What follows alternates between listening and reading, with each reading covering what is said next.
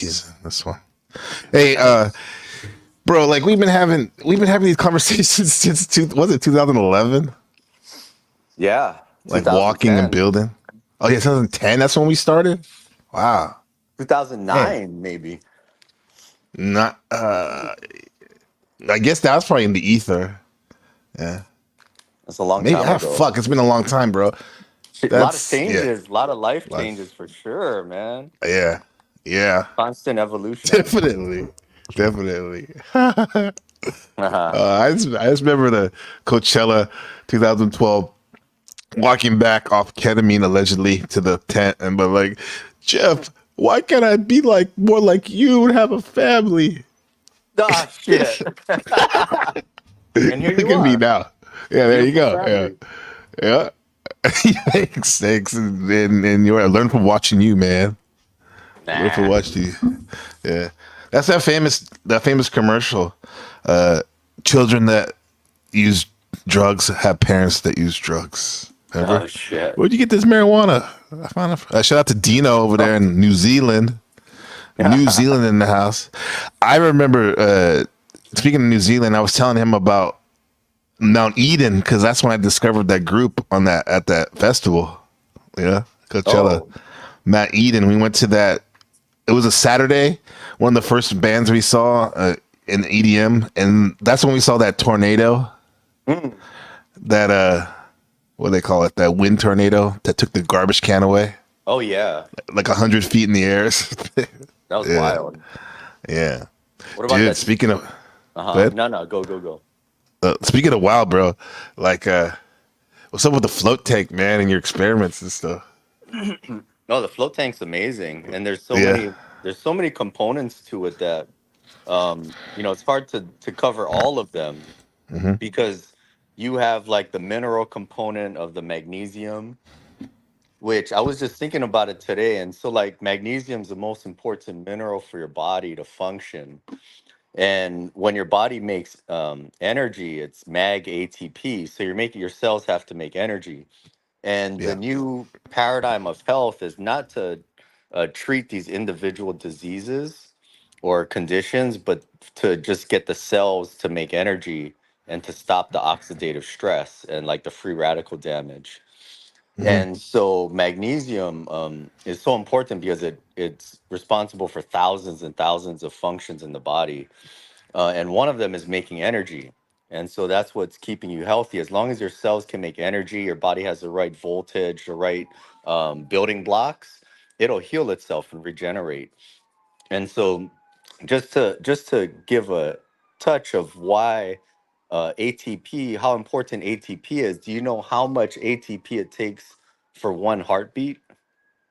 How much? 1 billion. Oh, Yeah, one billion. billion. It's pretty Yeah. fucking important, and that's just one heartbeat. You think, dude? And how many And heartbeats do we have in a lifetime? yeah, see, I don't even know, but it's a I lot. mean, And that's just your heart. You're not even counting all of your muscular contractions and your organ function and everything else.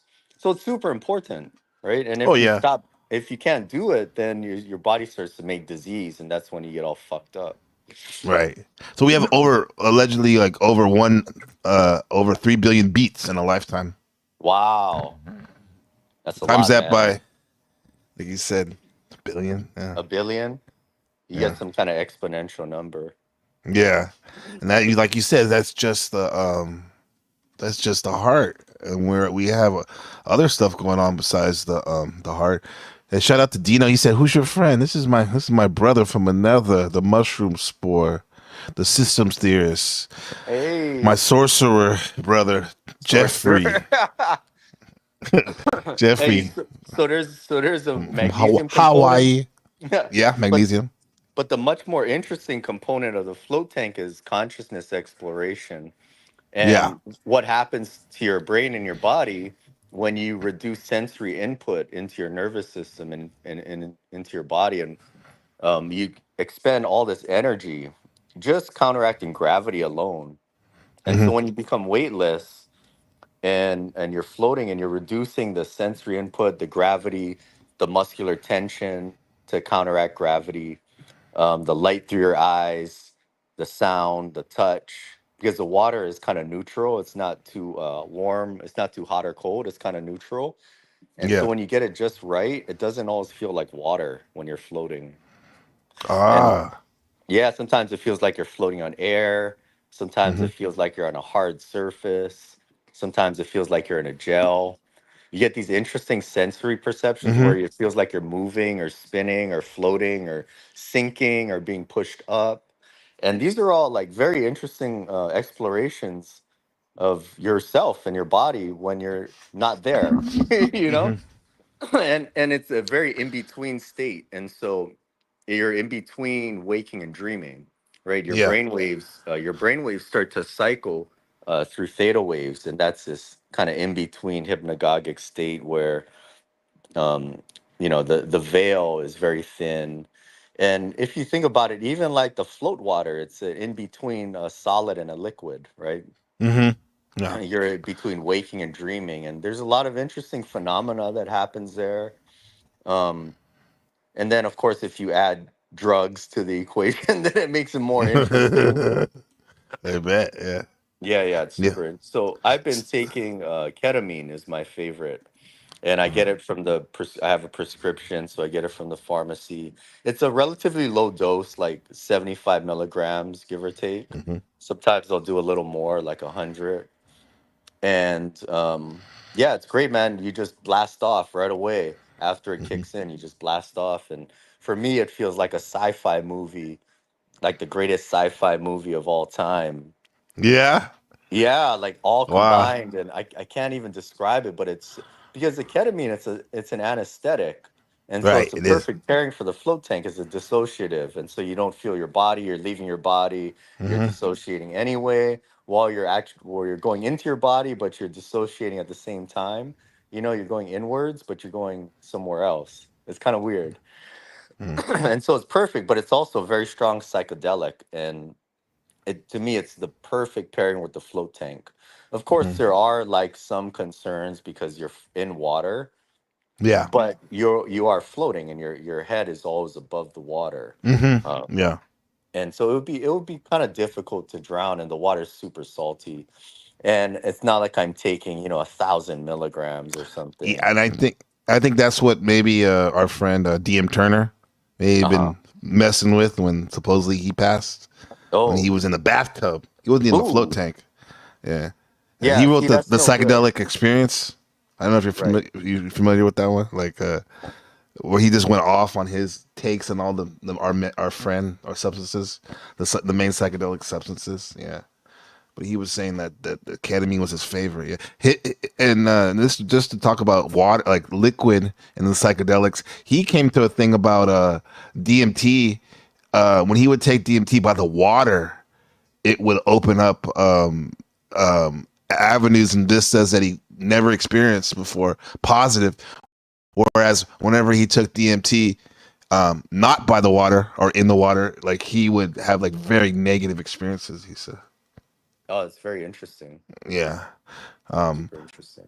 But in terms of but in terms of the ketamine, um, so you said that the science fiction experience because you're in a float tank. Are we talking like hyperspace, like wormholes type of stuff, Yeah, it or kind of like I kind of think of it as like going to another dimension, uh huh?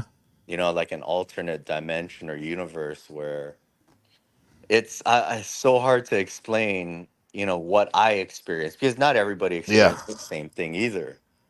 yeah. And so for me, it's like a lot of visual imagery, um, it- where I'm here but I'm not here, Hmm. and like I had one particular experience in the very beginning which was very interesting, similar to mushrooms, where it feels like um I see the reptilians, you know Oh, where I go yeah. through this reptilian tunnel, and it's like very scaly. I see the reptilian eyes, the tongue. It's very like this matrix tunnel of just reptilian. This is the reptilian phase, and you're passing through. And so one time on ketamine, I actually saw the reptilians, and they were looking at me. They kind of looked like the royal family, but as Uh-huh. reptiles, as reptilians, and they had like Yeah. some, more majestic kind of look and feel. Yeah. And they were looking down on me, and they kind of like, you know, they kind of approved, like they nodded, and they're nodding and approval. They're like, "Yep, Like, okay, okay, you're here. Yeah, you can go. We approve of you being uh, here or you passing through on your journey, and go enjoy uh. yourself." It's never like malicious. Every time I see it, Yeah. it's never like anything bad. It's just they're just there, and I and mean, that's cause what. Uh huh. no, go ahead, please. Oh, and that's what I think some people are talking about with like the UFOs and the quote unquote UFOs and aliens, that's coming into, the mainstream kind of thought, awareness, is that they're not from another planet, and they might not even be from, like, say, the center of the earth or the inner Yeah. world or the outer world, but they're always here. They're just from a manifesting through other dimensions, Yes. and Yes. and that's kind of what I think too. I don't necessarily think, oh, they're coming from another galaxy far away in a fucking spacecraft. It's like, no, they're already here, and they're just coming through us because we only see what, less than 0.003% of the light spectrum or something. Yeah. Allegedly. Yeah. It's fucking This is stupid. why we do that. This is why I smoke. I want to smoke DMTs because to remind me of that. It's one thing to say it and stuff like that, but it lets you know with your eyes. The eye is very important, like to see, like, oh, yeah, it's always here. Right. Yeah. You just have to attune your, what is that, your Visual instrument. acuity. Yeah, Yeah. Yeah. Your you have to use instruments. the Yeah. right instrument. You have to tune it Yeah. to Uh see huh. different things. Yeah. It's kind of like me centric to say that, like, which I understand. I mean, that's just our perspective, how we're programmed to see things. And maybe this is the way it is.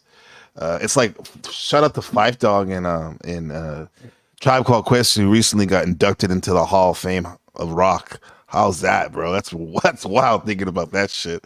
Like Wow. Didn't Fight coming Dog from, die a few years yeah, he ago? died of He died, diabetes. yeah. Oh, wow. Yeah, yeah. As he says, isn't that pathetic? What's the last time you heard a funky diabetic? I don't know, man. I don't like. So he's been dealing with that for years, and that's when we're talking Right. about health and stuff like that. But he has a thing, a line where he says, walking down the street thinking it's all about me, knowing deep down in my heart it really could be. It's like holding Yeah. two things at the same time, like, Yeah. yeah, like it is about me, right? This is how I manifest this 3D reality and slug through so I can help others as well as my own consciousness, which is probably on one. But I also can't get so big headed where I really think it's all about me. So, why not just be normal and like see us all as one, however you deep down know that it could be. It's just a very beautiful thing we got going on here. And once again, talking about this stuff makes me go all over the place. But yeah. So what's really going on, man, with our consciousness? Because that's what I was gonna say. It's very me centric to say like what you're saying, like these aliens are coming to see us only and all this shit. When in fact we could just be piercing the veil and just like we just popped up on their picnic, you know, Right. right? Well, While they're getting maybe high too. that's a good point. Yeah, yeah. And well, we're in this physical three-dimensional, Hmm. world, and we're physical three-dimensional beings with a physical body, which these things may or may not necessarily have, Hmm. right? Or, Yes. or it's Yeah. like when they say spirits come and take over our body to experience things through us because they can, Hmm. because they don't have a body. So they need a body to experience like the pleasures of sex or Hmm. whatever it is, right? So they use us as a medium, right? Yeah. So they use us. So using the float tank, do you get to see that what are we as consciousness, or is there even an Mm. I? Mm. I'm getting into like non-duality, type of Mm. modality. Like, what's going Yeah. on, man? What do you think? Yeah. I can't really explain that because it's different for everybody, I think. And everybody's experience in the float tank, there's common themes and common experiences, but in what order and how you perceive it and how you interpret it is going to be different. And so Yeah. when people float, especially if they've never floated before, they've only done it a few times, I never, ever, ever tell them what they're going to experience. Yeah. I just tell them, what, okay, this is the float tank. This is how you lay down. I'll play music at the end. You come out, whatever. If they Hmm. want some kind of tip, maybe I'll give them a breathing technique or something. But as far as like describing their experience, I never tell them what they're going to experience. And I usually don't talk about my experiences either because I don't want to pre program them with any type of expectation or subconscious expectation like, oh, this is what it's supposed to be, you know or people think Yeah. like, oh, I'm doing it wrong, I wasn't able to relax.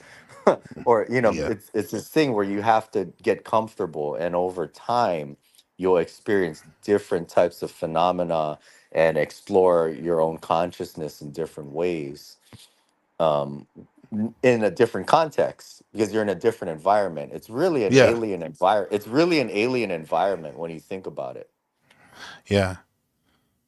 Because we have this environment out here, when we're talking, we have gravity, we have light, we have sound, we Hmm. have touch, we have all these things with vestibular, a balance.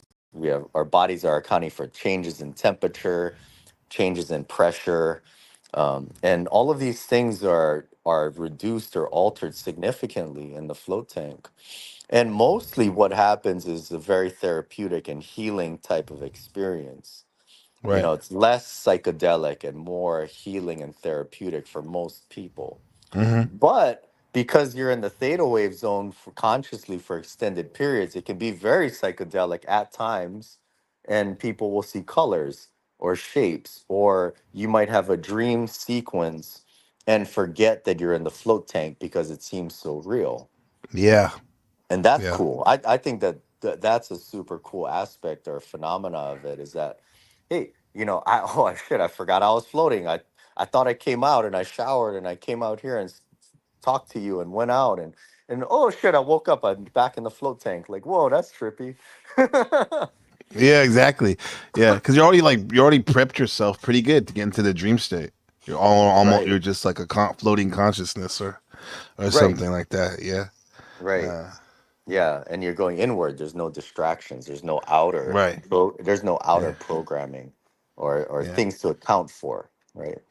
Yeah. You have people that are like notice that people who are like really overweight or have body pain and stuff, chronic pain, that when they get into the float tank, it's like they kind of it's like relieving. It's like a release because their body seems to maybe weigh them down so much during like normal day to day mobility and stuff that when they go in the float tank, it's for once they don't have to.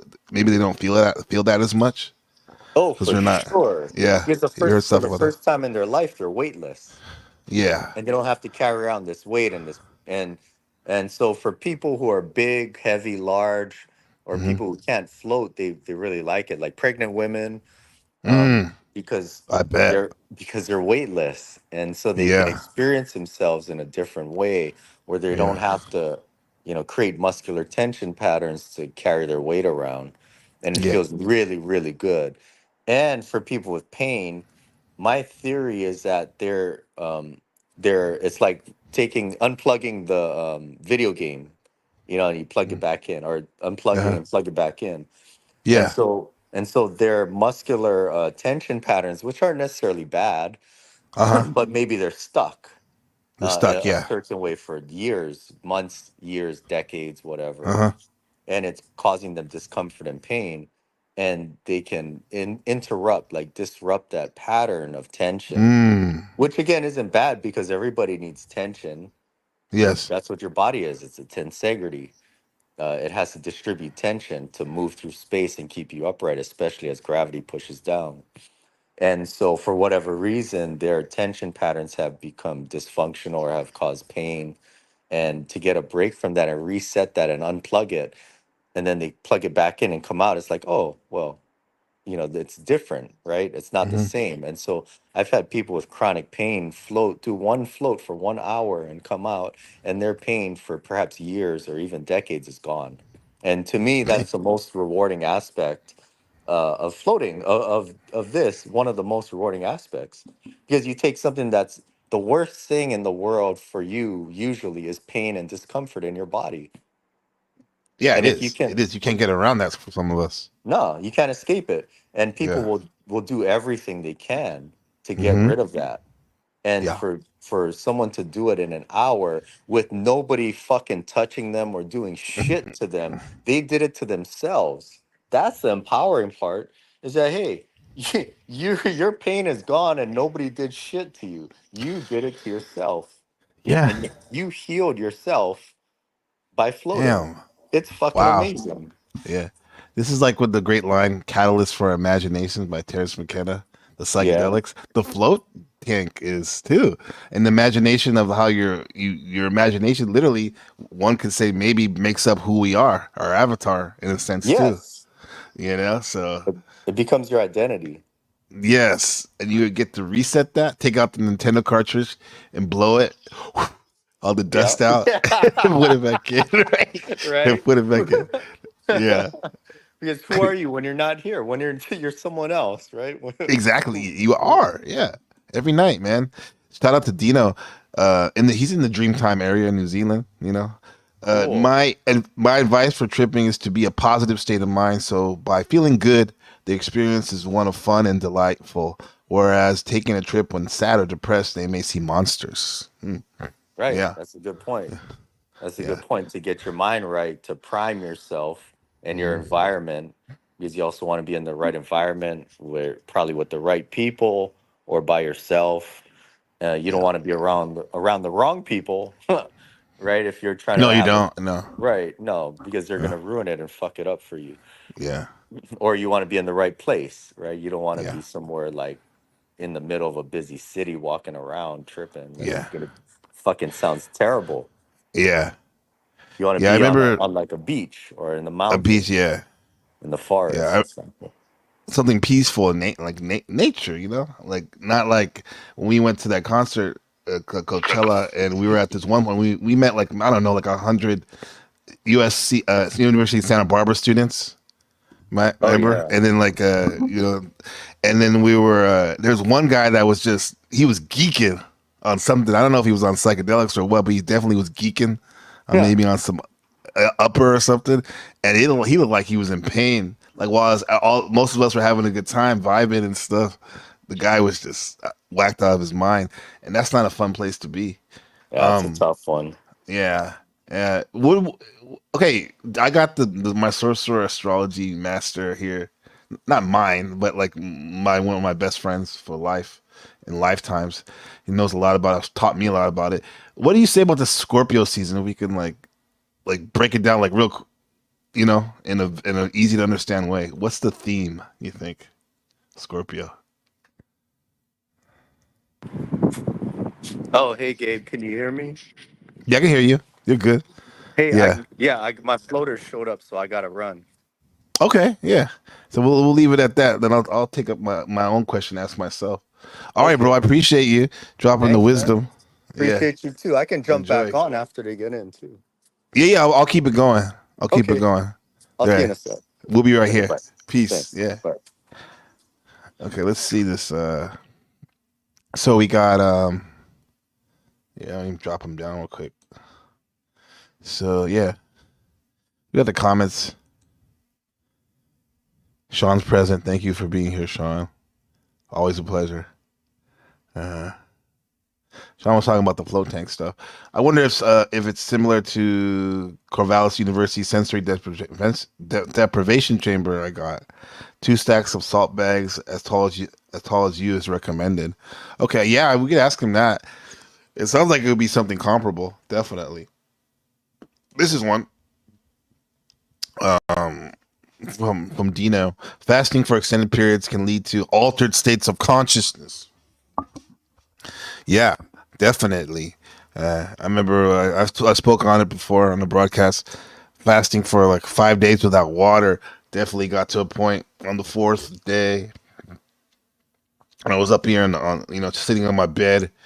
I think I was reading the by Julian James, the bicameral mind about like his theories about how the ego was formed from like a voice.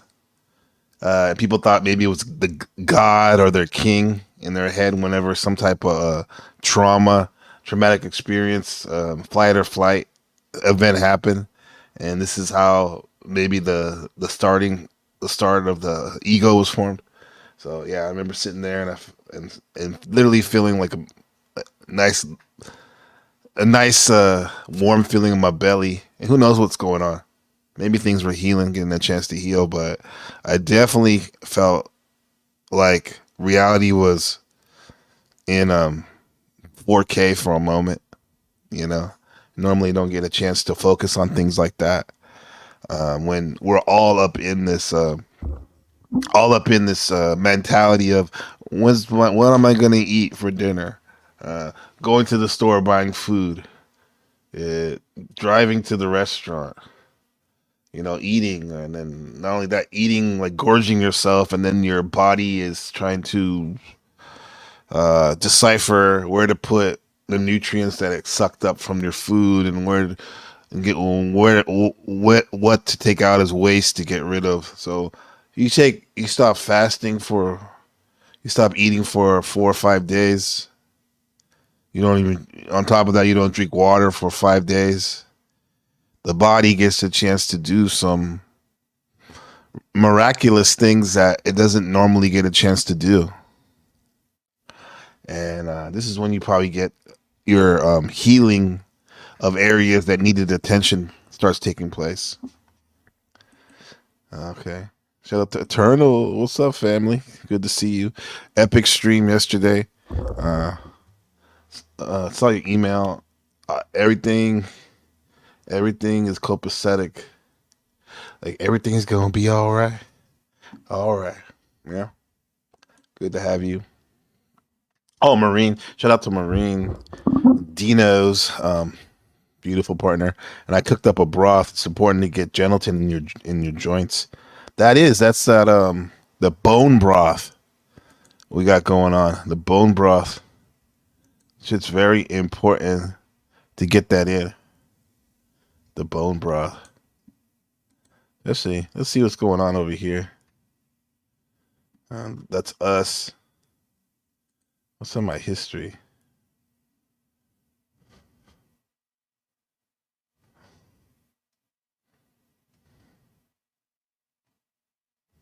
Oh shit!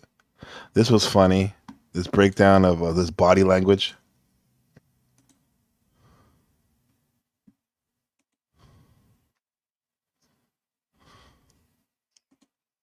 Uh,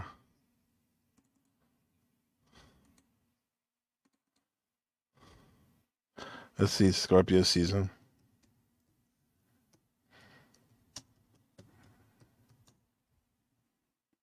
Moon Scorpio, Sun Scorpio. We had the moon, the new moon. Where's she at? Where's so what the flight boss has to say about the Scorpio, and we can break what he says down. Mm-hmm. Mm-hmm.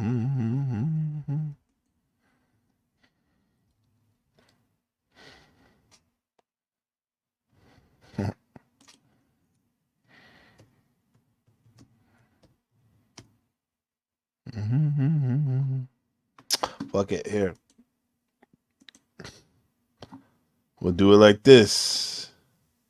For all you Scorpio suns, moon and Taurus. This was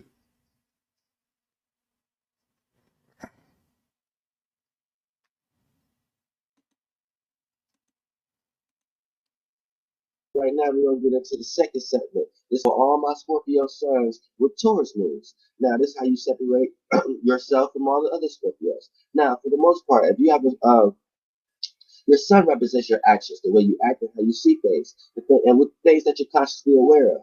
So, as your sun being a Scorpio, the things you're constantly aware of is the emotions and feelings, but your own emotions. You see, so the sun is what you focus your attention on. You know, um, it's how you move, right? And in this case, your sun sign is done in a Scorpio way. It's what you're focused on what your emotions and feelings are, not necessarily what others are. It doesn't mean that you're not interested in what they have to, what they're experiencing or what they're sharing. It's just that you do it through the framework of yourself, right? Emotions and feelings because we talk about fixed water. So you're being fixated on your own emotions and feelings. So this is what you're consciously aware of. You got to be Fixated because every sign has three modalities, different modalities. The signs that are fixated on, that have fixed mindsets or modes, they tend to be extremely hyper focused on whatever it is.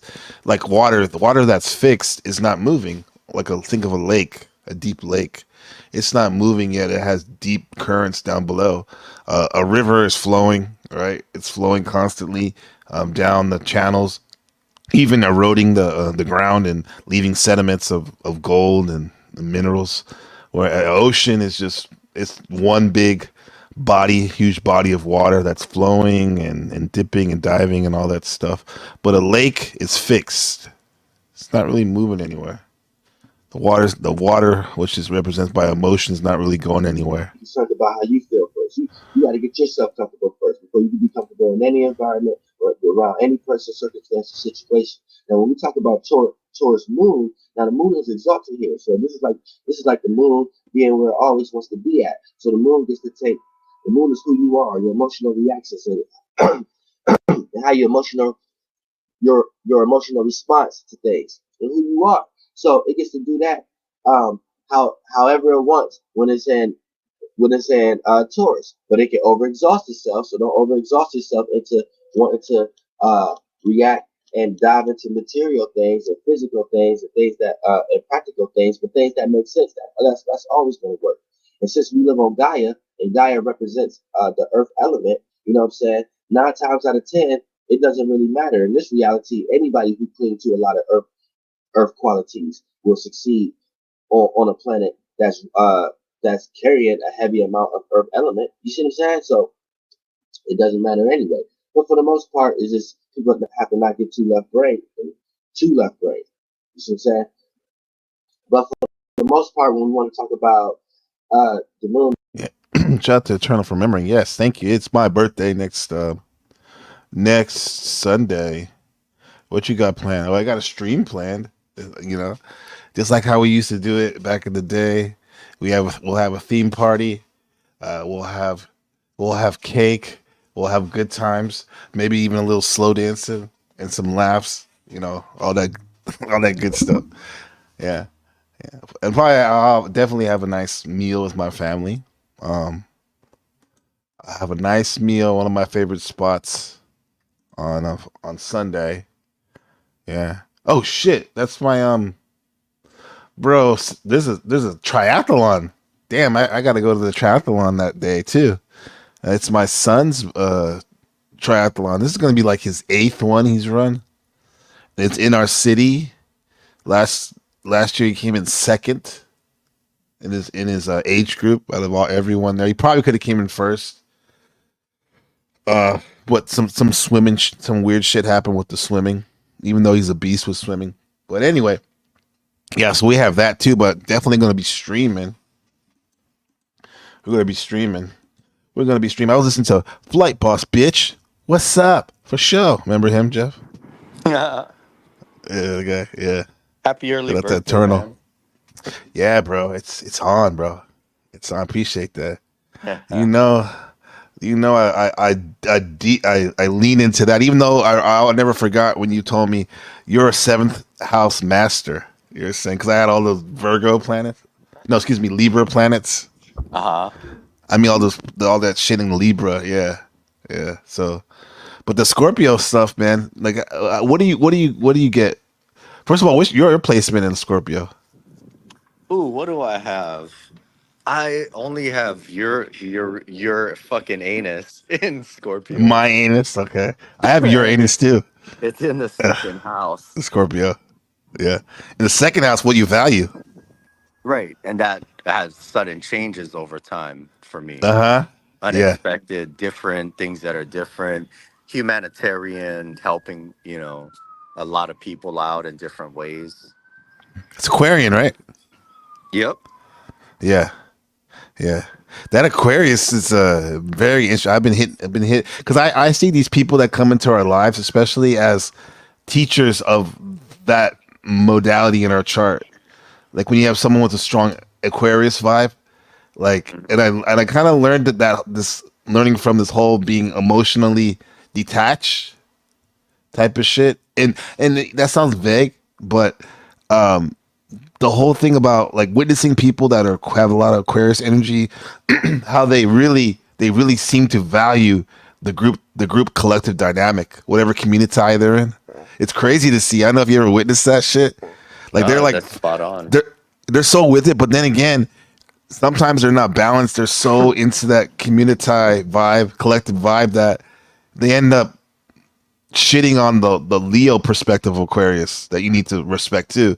About what about how you're playing into it?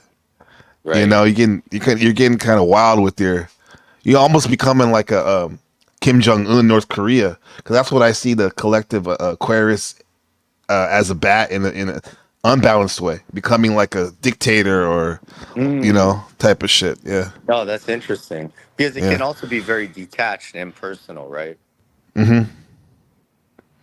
yeah. That's where you get that what you call it futuristic dystopian vibe sometimes Mm. for Yeah. scientific, right? Yeah. Scientific, yeah. But yeah, so in Scorpio. So what about Scorpio though? What's your thoughts on that, brother? Hmm.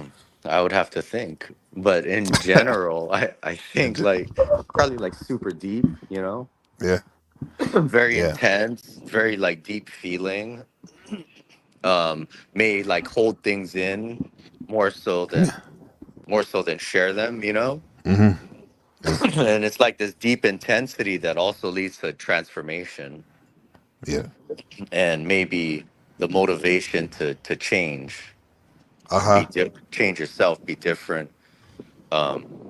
And because when it feels bad, it really feels bad. It hurts, Yeah, you feel it.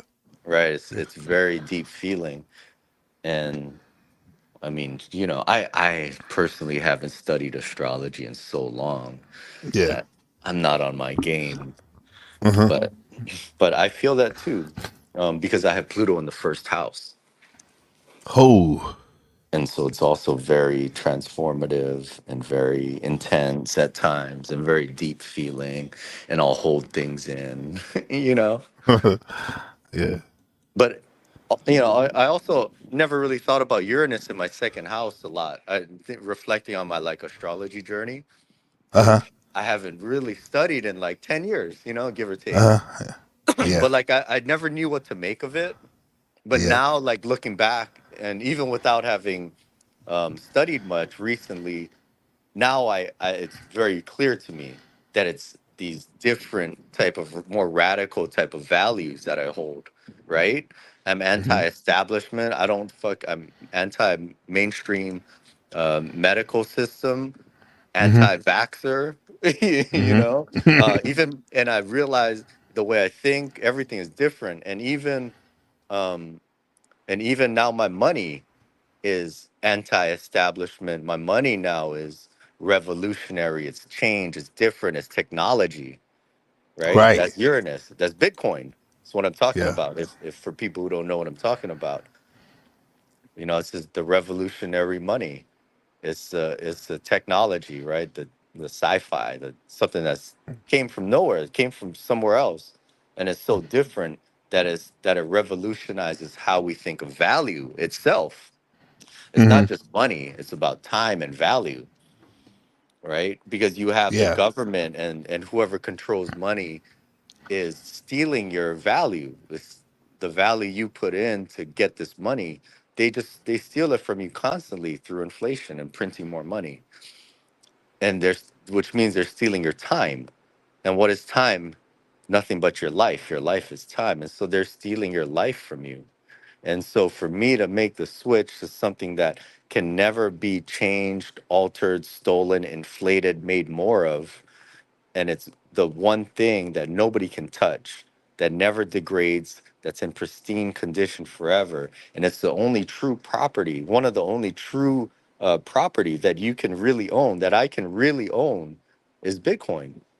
No one Mhm. can touch it. No one can take it. No one can make more of it. No one can reduce its value by making more of it. It's there forever and it increases in value over time. So I'm increasing my value and I'm increasing my time, which means I'm increasing my life. It's the ultimate life hack. Yeah, and I guess that would be very important if you have a suspicious placement of Uranus and Scorpio, which you said sudden changes, extreme sudden changes, right? And so Right. to lock down, knowing that your resources, your monetary resources, are pretty much stable, you know, that's a Right. really good feeling, a peace of Right. mind, And huh? it's a mental flip. You gotta you gotta make a switch. Because right now people think of Bitcoin valued in dollars. Yeah. That's the mistake. They value everything in dollars, which is fine because that's the world we live in, and that's what we're conditioned for your entire life to value is in money, is in dollars, is in you if you're in the U.S. and U.S. dollars, right? Hmm. But the real switch is valuing things in Bitcoin. So now it's not amount of how much does it cost in US dollars, what's the value in money. It is the money. And now Yeah. when you flip it and value everything in Bitcoin, now you don't have inflation, you have deflation. Now things aren't getting more expensive, they're getting constantly getting cheaper, Hmm. right? And that's the switch, is to get out of using the goggles of the dollar goggles. You want to use the Bitcoin goggles because that's the stronger measure. The dollars are the weaker measure because it's dying, right? The average lifespan of a currency, of a money, is 30 years. Hmm. 30 years, Yeah. if that. This one's Might overdue. might be less. And the average lifespan of a world reserve currency is a little over 100 years, maybe 100 to 150 years, right? Yeah. And how long has the US been the world reserve currency? Longer than that. It's on its way down. It's already declining. All Yeah. money dies and goes to zero. That's the thing. If you think about it, all money in the history of the world has died, gone to zero. Yeah. And if not, it's on its way there. There's no money ever, government created fiat currency, that is on its way up and increasing in value over time. None. Zero in Yeah. the history of the world. You had gold, but the gold supply is doubling every 30 years or some bullshit. You know, they can make more, they can find more. And all the gold isn't accounted for. You can't account for it properly. You know, who's reporting their gold chains that they got on and gold watches? No. So obviously there's no real account Yeah. of gold. It's Nah, still gold all isn't right. shit. It's all right. You know, but Bitcoin's gonna eat its lunch, Yeah. you know, and not to derail the conversation in this way, but this is, you know, it's something that I'm very passionate about and I've studied a lot.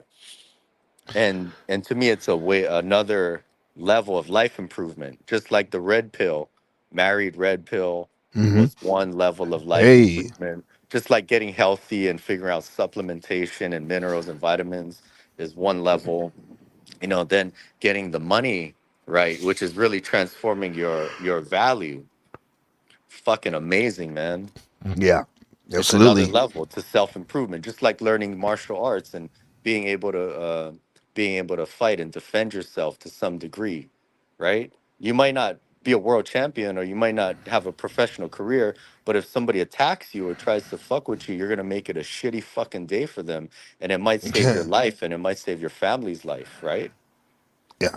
And so that's another layer of self-improvement.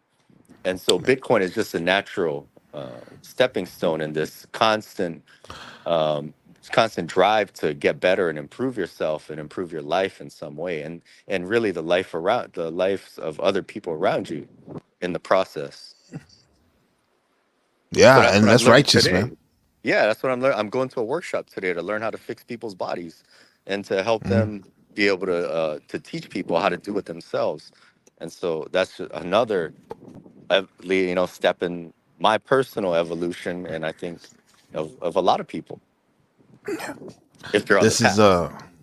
yeah, this is definitely what you're that workshop you were talking about. It's literally you're learning how to do triage and modification and improvements to your mechanical computer that you use to go through this squish reality, huh? It's To pretty help logic. other people. It's Yeah, pretty logical. yeah, yeah. All the things you mentioned too, though, it's damn. It's not derailing talking about Bitcoin because all the things you mentioned are things I've seen because I've known you for over 10 years, 12 years going on, and all the things you mentioned are things that you're very passionate about and you valued. That's the second house, right? Yep, Astrology. 15 years. 15 years. Damn. Yeah. Yeah. Wow. Over there in the mission. Astrology was one of On the them, mission in the mission. Yeah. right? Give you a spiritual roadmap. Yeah. Yes. That's the zooming out. Like you started all the way out you went from the top down. You're going from the top I down. went reverse. I went reverse. Yeah. That's what Break I it down. Speaking about decided. going reverse. So what up to Shadow Buddha in the house? The Maga from OC Yeah. Ronnie Coleman Jr. right there. That's Ronnie Coleman Jr. That's Wow. that's my young hitter, man.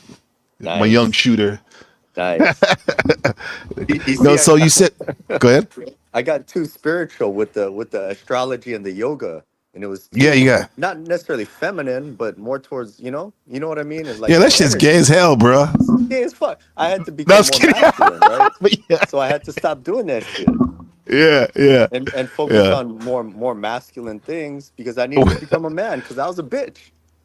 Yeah, beta bitch. Yeah. I feel you though, but but our Sigma wolves were calling out, even though when we were immersing ourselves in that behavior, where we were in the highest levels of bitchdom in terms of university, right? Right. You can't get any more bitchdom than Oh, CIS, that right? was the wokest of the wokest wokey wokes.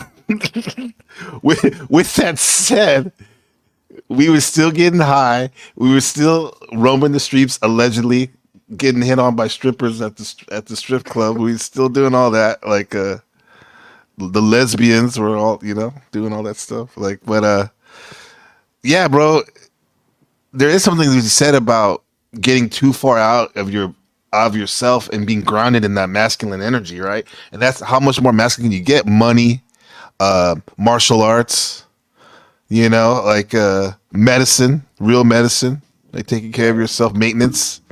Yeah, you're totally grounding yourself. I'm proud of you. Thanks, Yeah, man. Thank you. It's yeah. because of you too. You helped me. You showed me the Well, red pill.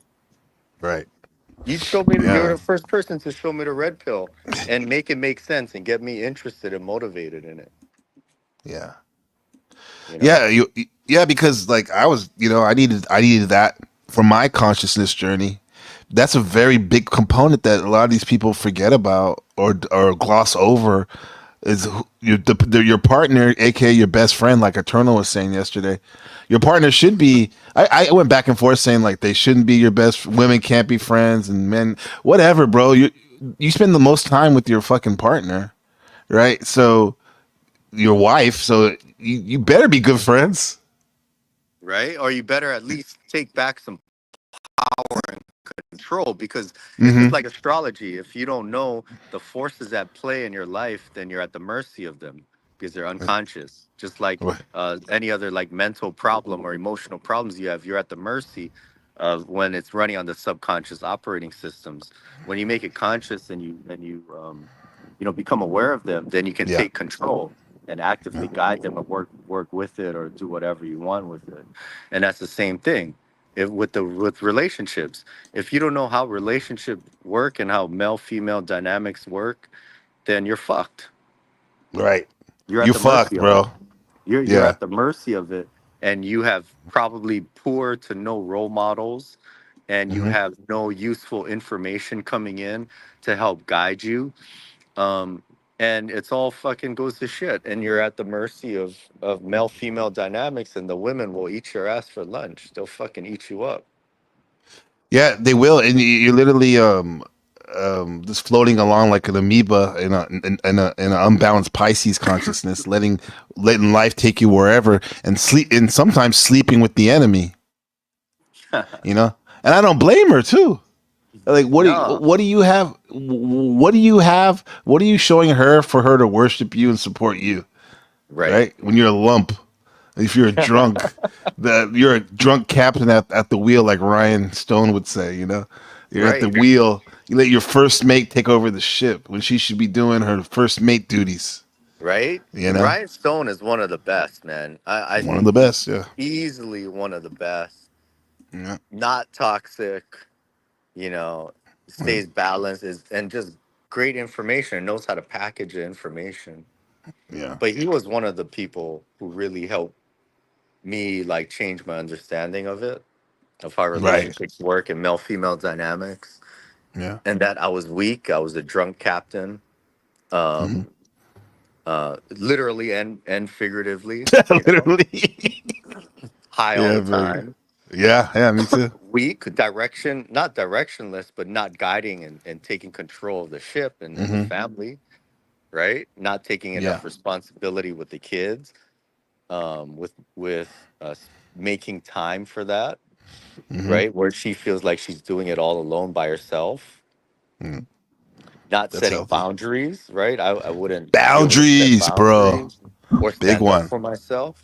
And those are Yeah. important, Yeah. So how is she supposed to respect me Yeah. if I'm not doing all these things? If I can't hold space for her and listen to her talk, Hmm. how is she supposed to respect me? If I can't do all these things, if basically I can't be a man, Yeah. right? And so I'm working on all of these things as well as the money aspect.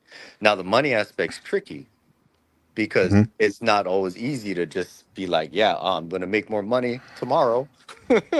Like, what you gonna do? you Yeah. know, you're gonna beg your work if you work a regular job to give you more hours. Yeah. Are you gonna create something of value for people? But what? And that takes time, and that takes money, and that takes a lot of effort and energy, and not everybody has that. Nah. So the way most people get rich is not through earning money from their job, it's through investing. Yeah. And that's how you know and and of course you could invent something, or you could monetize Hmm. something, or do affiliate sales or online sales or whatever and make a ton of money. People do that too. But what I've learned is that a lot of people who are rich got rich from investments. They did. Yeah. And Yeah. so what do we have right now is what I think is the greatest investment opportunity of all time. It it it um it's better than buying a house for $60,000 50 years ago, or 70 years ago or whatever, for 50 grand, and now it's worth 1 million or 2 million, right? It's Hmm. better than that. It's better than buying gold at whatever cheap price gold was at one point. It's better than buying, although like investing in certain companies or things or portfolios or index funds or whatever. Of course, they're good too. But this is better, and we have a once in a civilization opportunity to buy Bitcoin, Hmm. and that's what I did. And so I put as much time, energy, and resources into studying that so I could understand it. And once you understand it, you understand that this is like a revolutionary discovery, like the internet. Hmm. Or this is like if you're the first person here on America, and they're like, yep, free land, you can claim, you can, or well, whatever, Hmm. right? It's like, yeah, here you can go, have at it, have as much of this as you want. And and it's going to be always more valuable in the future than it is today. Directionally, it will always go up in value. It's programmed. It's basically math, right? It's the opposite of the dollar. The dollars go down in value constantly, and this is only going to go up constantly. But you got to understand it, because if you don't understand it, usually you fuck it up when it comes to this. So the thing with what people will say is, don't buy it, study it. So when so then you understand it, then you know how to treat it, and you know you have the strategy, the operating, the rules for your operation, right? It's like if you open a business and you don't understand it, and you don't understand shoe sales, how the fuck are you gonna sell shoes? Yeah. You're gonna be closed, right? You're Very gonna fast. Yeah. close with it very fast, and it's the same thing. You got to understand it. So if you understand how to sell shoes, now you understand inventory, you understand distributors, you understand sales, you understand marketing, you understand all of these Hmm. components that you devise your strategy to sell the most amount of shoes, and you'll be Yeah. more likely to be successful because you understand these things, Yeah.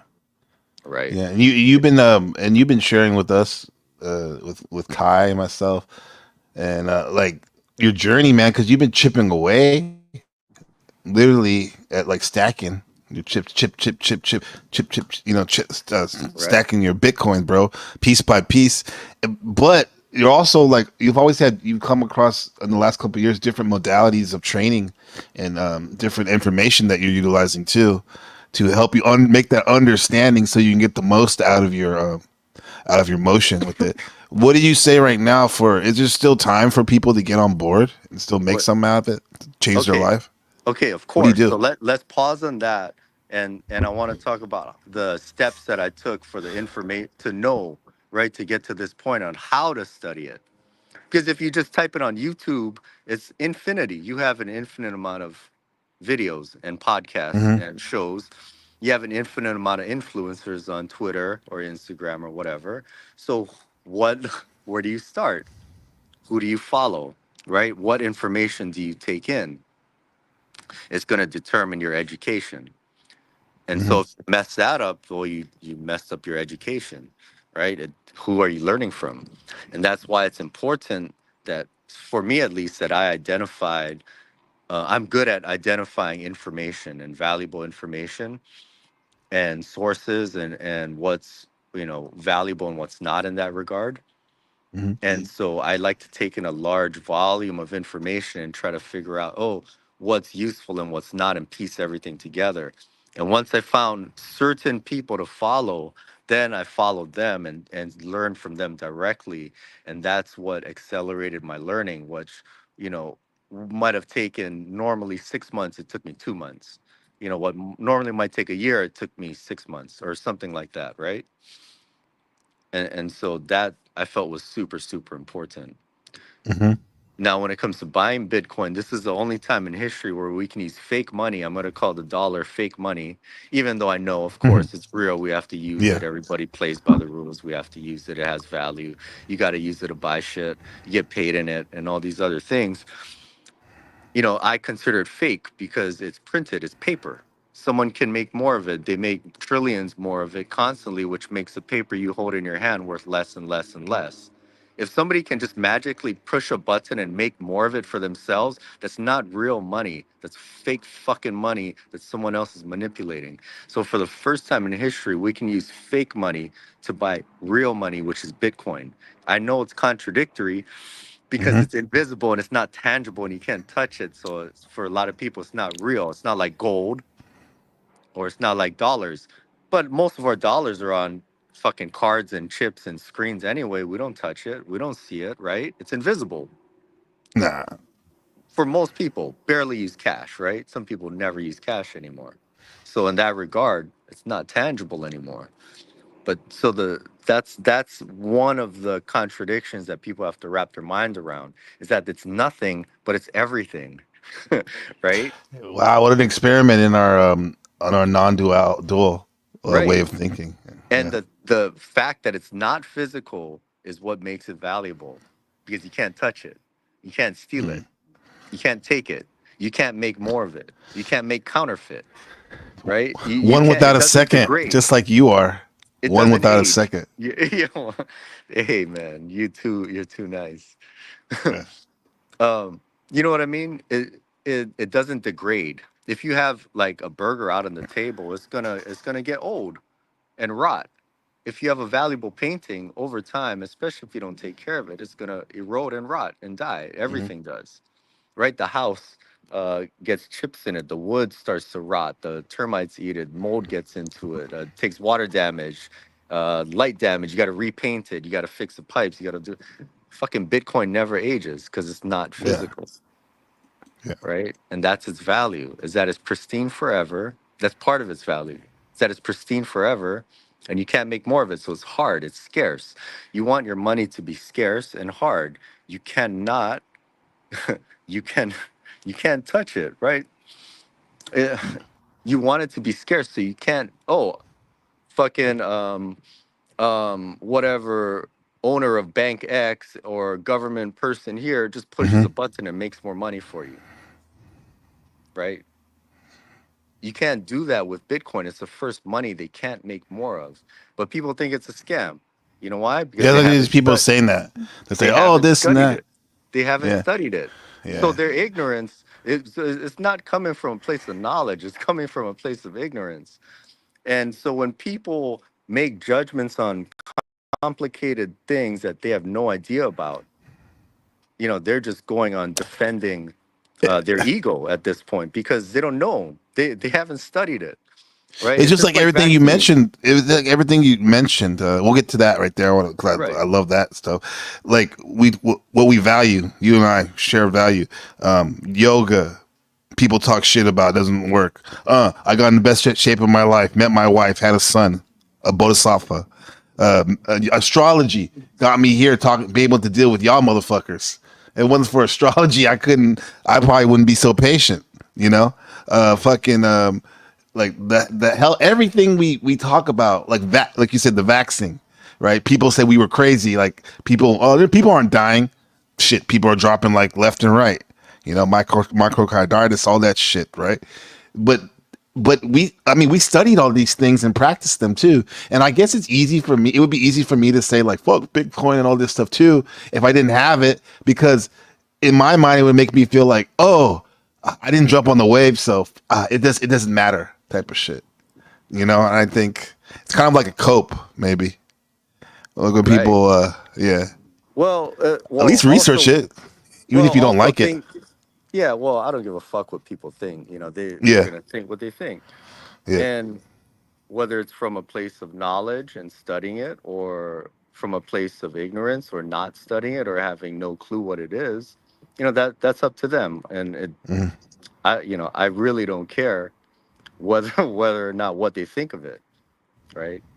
But it's the same thing with all subjects. With, like, you say you take vaccines and you Hmm. tell them, oh, vaccines are bad because of this, and you can say whatever logical argument you have or whatever facts you have gathered, and you say, yep, this is why vaccines are harmful. Well, you're going to get pushback. You're going to get millions of people, most of the world probably, right? A vast majority, I think, of people will be angry at you and they'll say, Yeah, they nah, will. you're stupid. Vaccines are the most important invention in humanity. We need it to be healthy.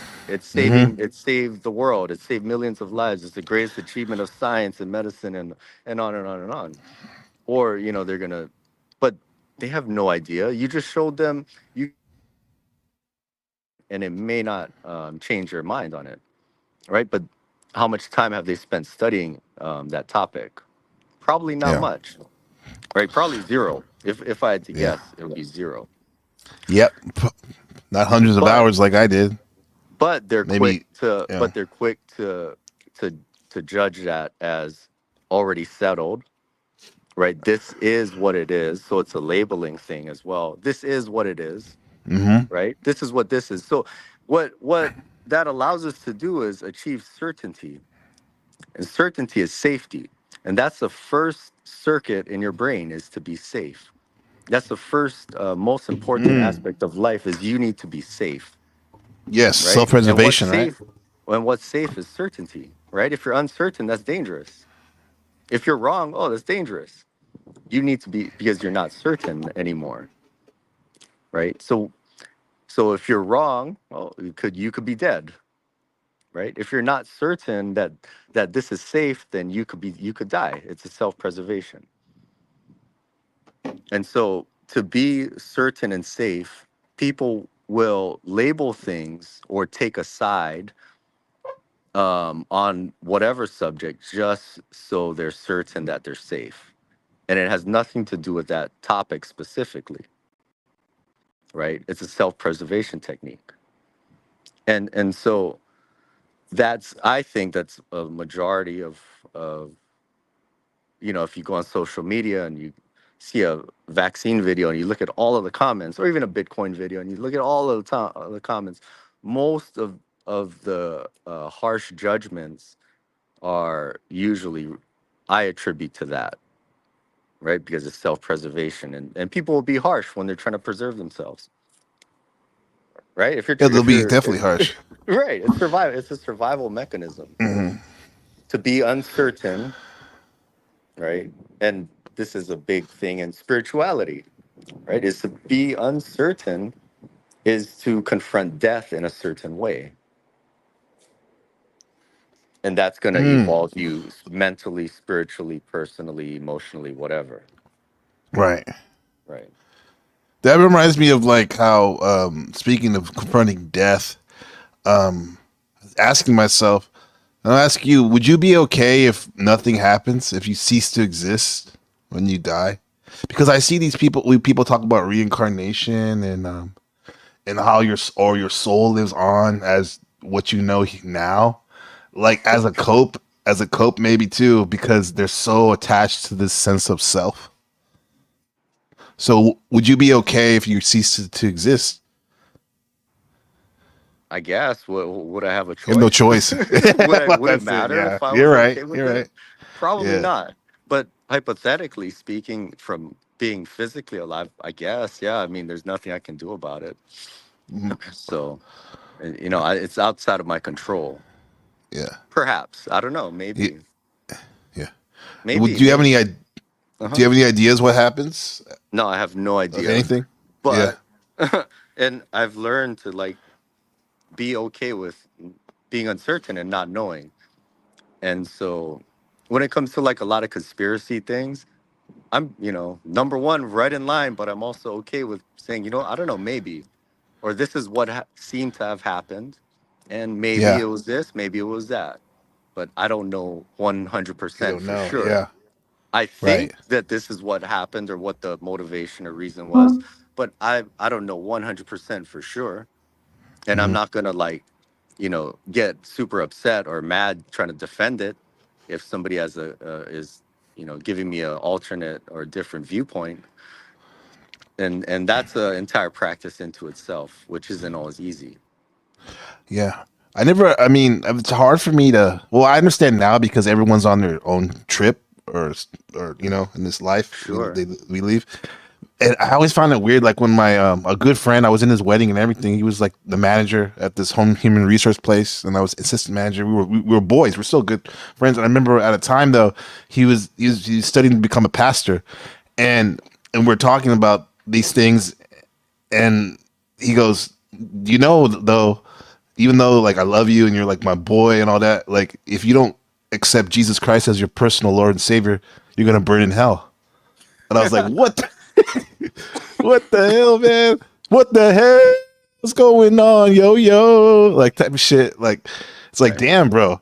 Um, those type of people, I see them more in this little sector I'm in over here on the internet. They call it the panel verse, where there's a lot of ortho Christians and stuff, Christian nationalists that they go wild with that shit so much so that I don't even know what their stance on spirituality is because they're like nitpicking these little things instead of like going deeper and finer into what they actually believe being true or not.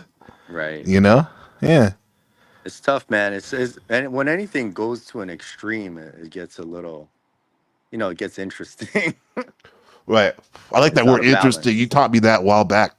It's out If of something's balance. difficult, Right. you use the word interesting. Yeah. Ah, Because it's all interesting, right? right. So Uh my friend has a meditation, like the good meditation or the good response, where hmm. everything that happens, he just says good.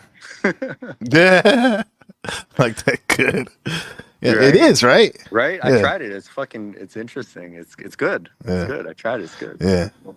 Right. So Everything's good. Like Shift is right. good right here, my Right. boy. Eternal, the sis, and we got Leopard Print in the house. She's over here somewhere.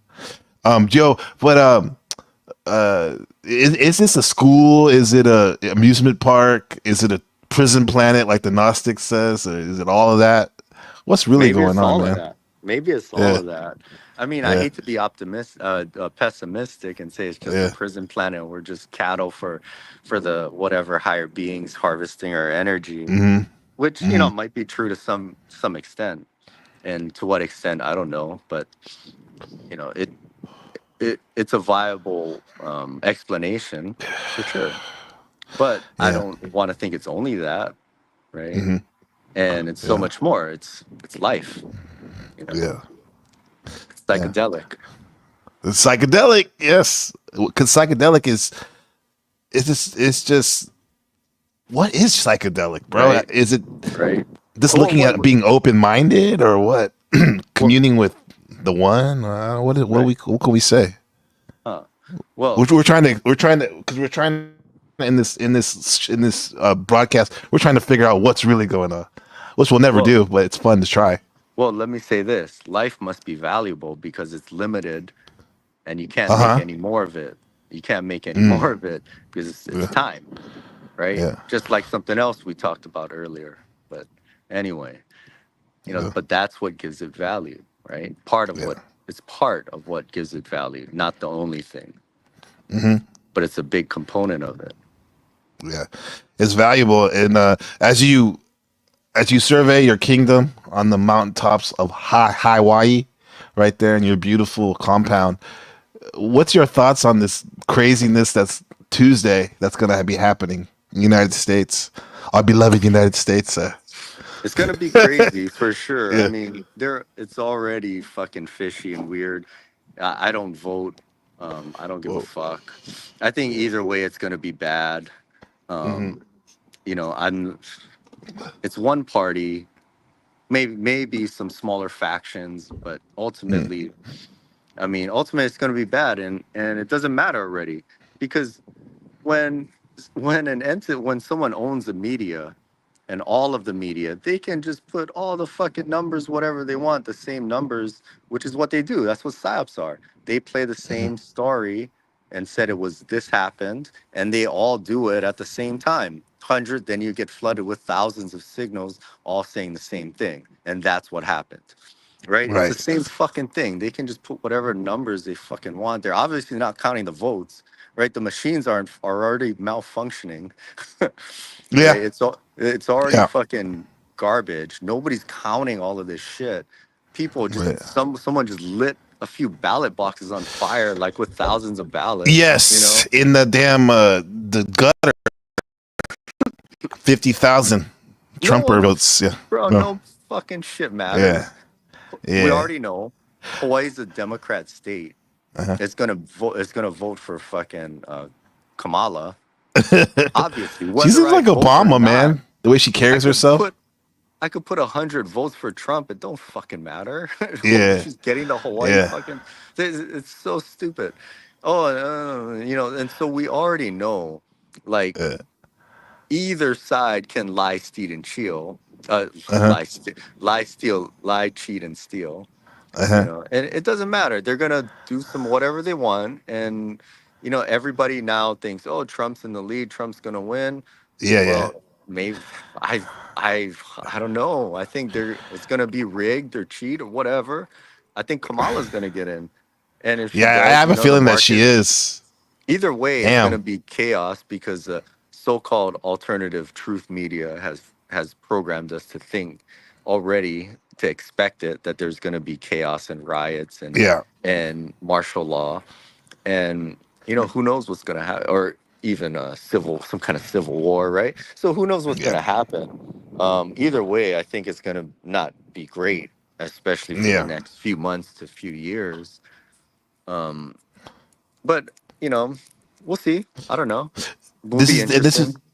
and this is like a homie from the homie JG. This is great. This is with all that chaos going floating around. This is an important question to have. He says, "Have you both achieved solitude?" Well, Yeah. JG, I don't know if you heard the first part of our conversation, but we're talking about float tanks, Mm-hmm. which is in the back in the day, besides sensory deprivation tank, they would also call it an isolation tank. Right. And so that's, as much solitude as you ever get, because it's only you and your experience is internal. There's no external guidance or distractions. And so to be by yourself for an hour or perhaps much longer than that, repeatedly in that environment again and again and again, yes, I've achieved solitude. Um, yeah, I hate to say I achieved enlightenment temporarily, but Hmm. in a few floats, I feel like I hit enlightenment multiple times in multiple floats, but very temporarily, just for a Hmm. moment. Like you touch it and then it's gone, but that's, and I hate to say that because people are like, no, fuck you, blah, blah, blah, blah, enlightenment, Hmm. well, that's perhaps the best way I can interpret my experience is that way, after Yeah. doing hundreds and hundreds and hundreds of them. And I have to tell you, every time I interact with you, Jeff, uh, I feel it. I feel that you brought it those those touches with the enlightenment back with you here, even before you were doing float tank and your wonderful business. Like, but now it's even more accelerated. I feel that you bring it, and I'm sure the listeners can feel it too, man. Like, this is some of the highest levels of consciousness I feel online. It's like when I'm dialoguing with you, man. And Really? That's yeah, crazy. absolutely, bro. Because Absolutely, I man. don't know. I don't think I'm as like I don't know. I just feel like I'm just a normal fucking person. Maybe that's what the appeal is that you are a normal person and what you're kind of what you're we're shooting for. Because don't get it twisted. Me and this man lived used to romp in the Haight Ashbury district like beasts and hippies and whatnot, urban hippies. However, this man will fucking rip your head off, bro. Like I'll fucking knock you down if you come with disrespect. But we still have this. I'm speaking for you now. We still have this like love that when you strip everything away at the core, almost everyone's a being that wants happiness and peace and solitude. I think something to remember. Look at it. Look at this view. Look at that view out there. I can't. It's hard to see because of Hey, well, the I light. can see it. Oh, That's dope. I mean, I Yeah. can't So see what I'm that's showing. the flatlands as we say from up there. The Oh, flatlands. Yeah. Yeah. yes, nice, man. Yeah. I So where do we go from here? don't know. I mean, I've been throughout the last few years. If I feel like stuck or things are stressful, I kind of revert back to controlling the things I can control Yeah. and not Yeah. worrying and putting energy and stress, too much stress towards things outside of my control. And so that's also why I'm very like apolitical. Like I don't give a fuck about politics. Besides thinking that it's all rigged, Mm. I don't put emotional, stuff into it. Just like sports. I mean, I used to really, really, really be into sports Yeah, he did. and emotionally attached. And now I don't really care. I mean, I still think it's entertaining, but I don't love it like before. I don't have that emotional tie to it. Like that's as Hmm. strong. I'll still be happy if, whatever my team wins or whatever. That's great. But it's not like I'm not obsessed with it anymore. Do you think that And love and that went somewhere else? That passion, another part of maybe, your life? that's Yeah. interesting you say that because it's not being sent there. Maybe that same energy output would be used differently. And I Hmm. never really thought about it that way, but that's totally like 100% correct, I think. Yeah. Yeah. Good. And so it Because the must way have. because the way you rep your your knowledge of Bitcoin, sharing it, your love of actually we didn't even get into we had other volumes of our dialogues where we talked about this your how passionate you are about letting people know about there's like a second matrix in terms of this health stuff too, supplements that you got to be mindful and due diligent about what you put in your body when you think you're doing healthy with the vitamin D and the fish oil and all this. But there's like you're passionate about that. Like I seen like your love of the Niners, like diehard Niners stuff go like with that type of. So it's there. Yeah. It's just recycled. Yeah, Yeah. that's awesome, man. That's a whole Yeah. nother thing, like the supplement thing. Even Hmm. Bitcoin, I could talk. I would need like a full day to, or at least a good chunk of a few hours to fully, at least even touch the surface. Right. And supplements too. I can condense the supplements, but that's a whole nother thing. Is that it's infinite. The supplement industry is infinite, and Yeah. if you don't know what you're doing and you're not knowledgeable when it comes to supplements, you're just going to take whatever influencer X said to take or Dr. X said to take, and Hmm. you have no clue what it's doing to your body or why you're doing it. And so, why not take something that can make us healthy and to study it and to figure out what's most important? And again, what's most valuable, right? We're getting back to Right.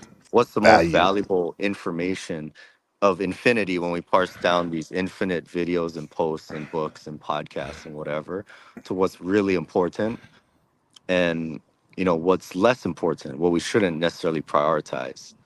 Because if you Hmm. prioritize things in the right order, or generally right, you have better results. Yeah, and I'm getting this thing too. This week in this message hitting that the stuff that's already in front of me is what's valuable.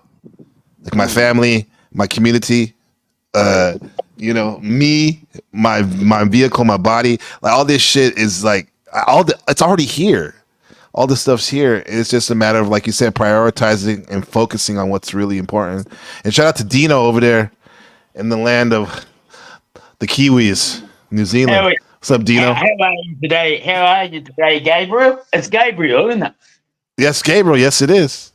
Yeah, Right. Gabriel's sufficient. You can call me Black Cicada, but just don't call me late to one of these streams, You bro. can call me anything you like, but don't call me late for dinner, right? Yeah, yeah, yeah. My dinner is this knowledge of self. Yeah. So Dino, this is Yeah. my good friend Jeff, my Yeah. sorcerer Hi, buddy. Jeff. How are you today? G. Nice to meet you. Yeah, I'll Yeah. take my camera off. Look, I'll take me bloody tape off my camera because I put a bit of tape over my phone camera. Let me go in the shades There he is. box. There's the man, Oh, nice. the I like the legend. beard. Yeah. How, Hell yeah. how Yeah. are you, bro? Yeah, you go let you have a look at me. But Nice. Yeah. yeah, Yeah. it's an interesting thing. This thing about energy and Bitcoin and money and stuff like that. I kind of feel like we're all programmed so much with technology that we've grown too comfortable, and I think comfort has shifted our perspectives, right? Yeah. Um, I don't know how I can elaborate on that a bit, but let's say that we'll look at something that's not programmed to something that is programmed. And so we can say that the human race is programmed compared to, say, um, a wildebeest or a buffalo, Hmm. Mm, right? And a buffalo is just confined to the earth, to the realm, subjective nature, like whatever the sun's come up, so it's now when the sun goes down, it's subjected to darkness. It can't see what it's eating. It has to stop eating, lie down, go to sleep. mhm, Um, you know that is just the program of life, basically. The living things, every living thing has the same subjective influence. mhm, Um, so that is basically a program in itself, isn't it? mhm, You know. So mhm, Yeah. here we have that is compared to us who have a whole range of programs that places our mind in a state of even disillusionment, right? Hmm. Or absolutely. um, misleading direction, right? Hmm. So many choices out So there. many Yeah. choices, exactly. Yeah. Yeah. And Absolutely. that's why I feel technology is like, some people say it's a great choice. They want it. But when I look back at the Industrial Revolution and I see those first advertisings when they were showing a washing machine. Hey, you got a washing machine. It gives you time in the day to go and do something else. Right. You don't have to spend all day at the river with your bloody clothes, beating them Right. to death on a stone. Right, it's deflationary. So technology is deflationary in terms of it's supposed to make your life easier and more Right. efficient and more time efficient. So you're getting more life, right? What you want to do with life. You don't have to go fucking farm the flour and then to make the bread all day, right? To make a loaf of bread, you can just stop at the store, pay them their $2 or $3, $5, and grab your loaf of bread. It's Yeah, deflationary, but is saving you that, time. but Jeff, is that the real way to be? Well, Do you that's the think that's the question. right way to be? Well, That's the well, question. Is technology an inevitable part of humans' evolution in the program of life, mm, or is it not? Or are we supposed to be more natural, always in our natural habitat, and never disconnected into another? Which I think of the digital realm as another dimension, right? mm, It's yeah. it's like another world that's here with us and that we're connected to, except it's everything that's invisible and quantum. In that way, right? It's all everything that can't be touched, and it's Yeah. But available the at the touch of interesting a thing, fingertip. So, is it natural or not? I don't know. Where are we? the What interesting is? thing Well, is that, well. that I First, we need find, to so, define what is a human Mm-hmm.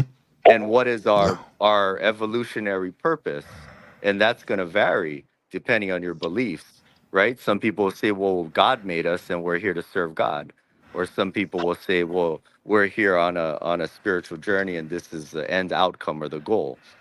But I mean, do we really know what a human is? We can't even agree the origin of humanity, and Yeah. of us, and Yeah. and yeah, yeah. and so But, and so Got but that how? right.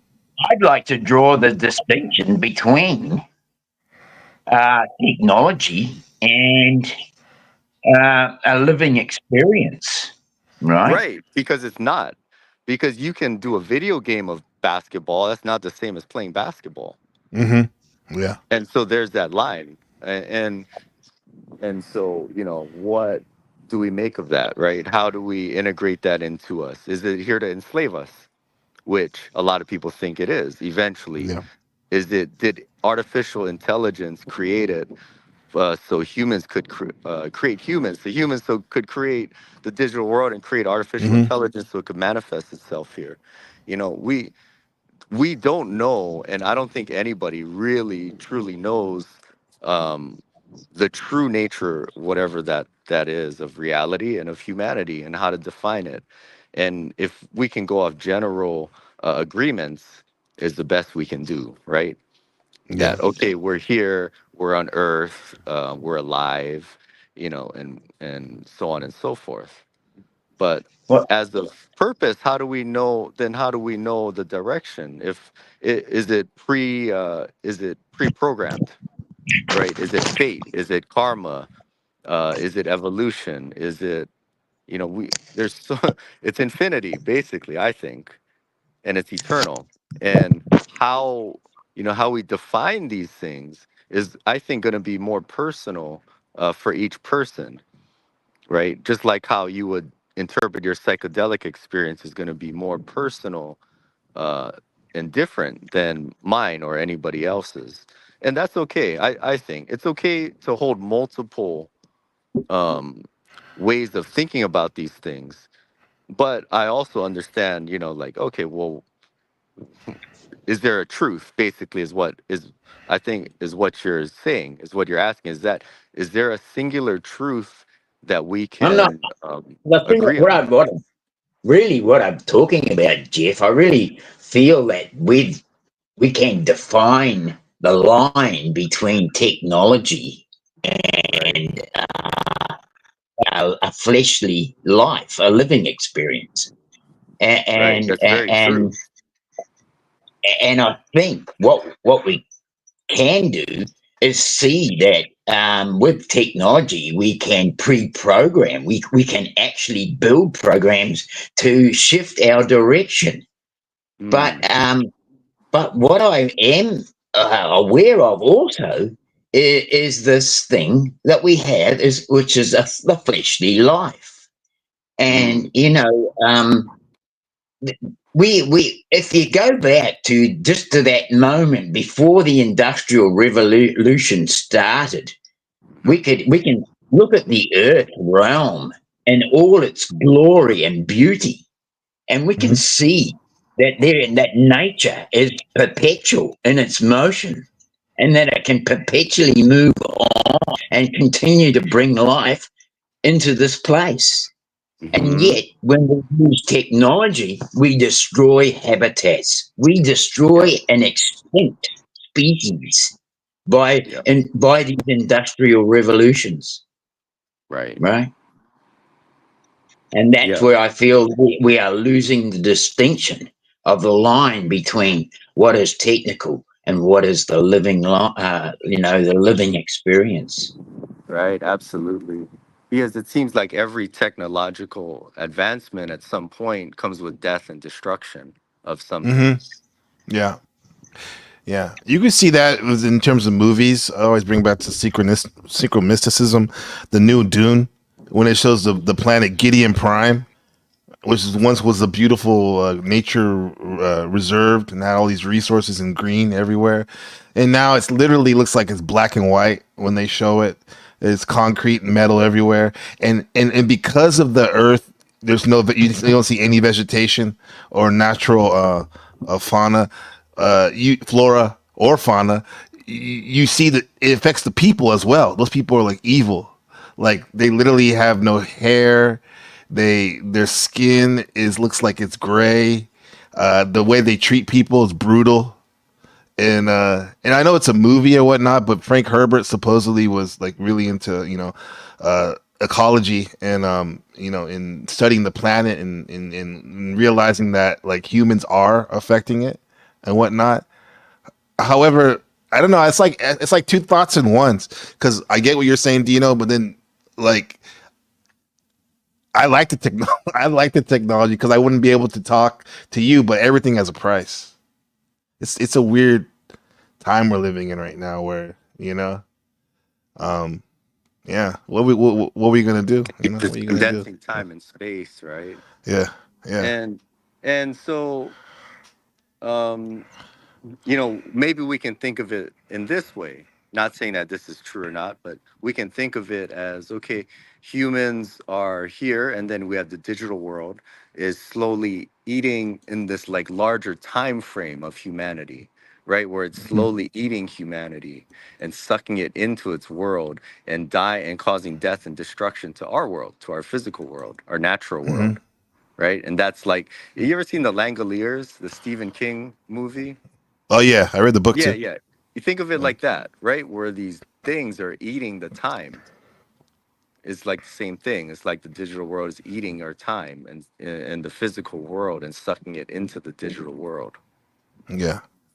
And it's Hopefully, it's nothing like that we can. autophagy, What's that? like the Autophagy, like the cells, the old weight cells that are dead and wasted, that our new cells are using that as food right? to grow something new. Yeah, yeah. But yeah, keep going with that. That Langoliers, and just eating everything up. Right, eating everything up. Can't stop it either. We can't. Is that we can't stop it. We Yeah. can, but we can. If your goal is to have a more natural, connected lifestyle to our natural world, then you can still do that too today, right? Mm-hmm. You could live in the country if you could make that happen. You could have a farm or work on a farm. There's a lot of other ways you could do ancient, like here, ancient Hawaiian, like cultural practices that connect you to the land. And maybe for us it's a little more complicated because we're more of in a city. Maybe we could leave our phone at home and go on a hike or a walk, right? Mm-hmm. Things like that, or eat better food choices. that are more natural Yeah. or whatnot.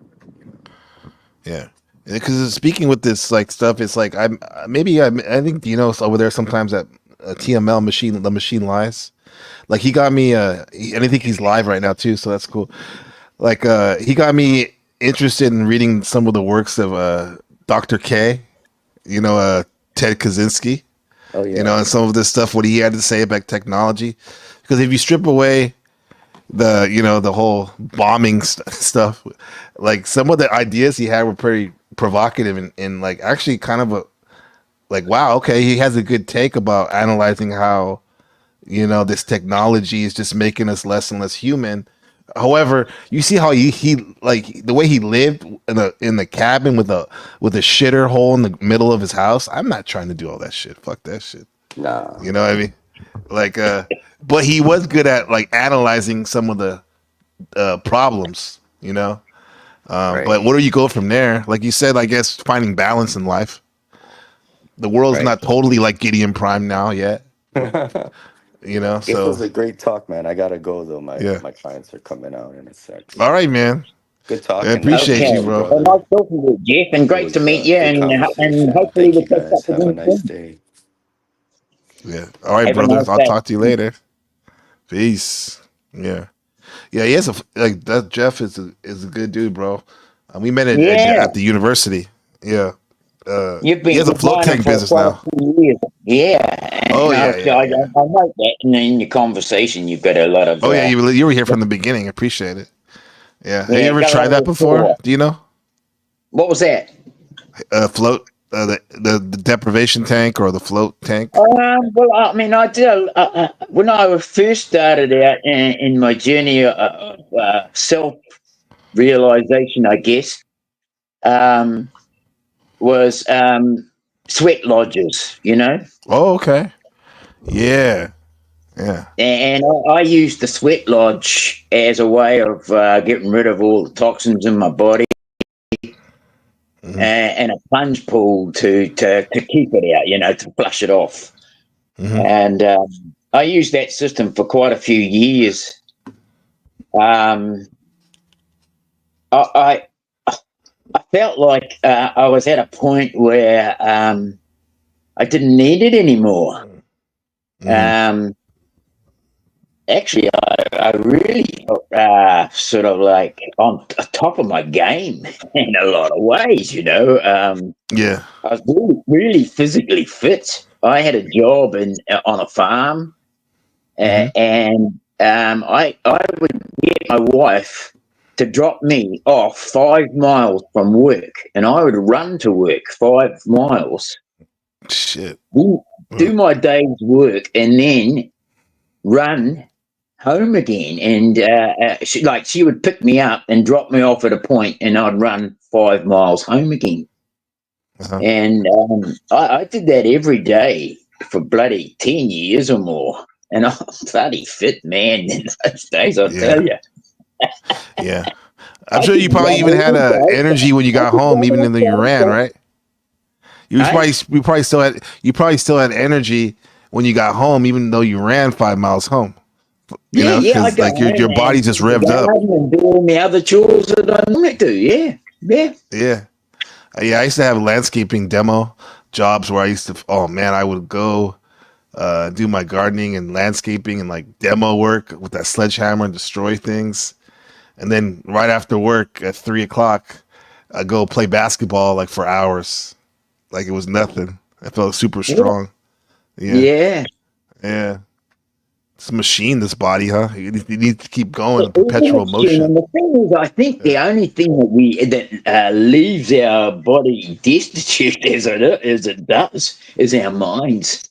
Right? Hmm. I've Yeah. allowed the mental bullshit to get into my head to Yeah. stop me from doing things. I have. Yeah. Yeah.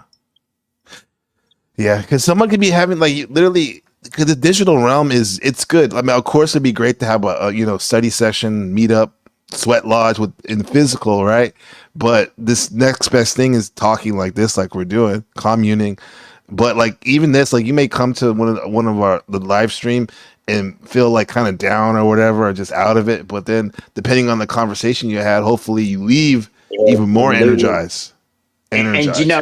know, I even said that in one of my comments earlier that, you know, I really wanted to live in the wilderness without electricity, without all these Hmm. bloody comforts that the world gives us, right? And I thought, right, I'm going to live in the wilderness. And I did. I was living there quite happily. But then the wants of a man, you know, the wants of a man. Yeah. Yeah. You know, these things brought me out of that bloody place, and Yeah. I, you know, and I got caught up in that situation, and I left it behind, and I forgot about it, you know, Yeah. and and when I look back, I wonder, you know, what my life would be like if I hadn't have forgotten about it, had Hmm. I not come back to this world of technology, you know. Yeah. But then again, I think I'm drawn to this other thing is that, you know, be here now is a real big thing in my life today is to be here now, right? Yeah. And I think, you know, like when I think about it, I've got a message that I'm sharing with a lot of people now, you know, like Hmm. the distinction between technology and this realm that we live in. And I think, you know, there are many people today who are looking for an alternative way of lifestyle, though they don't have to live with the world, that they don't have to buy stuff. You know, they're not constantly looking for energy, money to buy their needs, and because these needs may not be so many without the world. You know.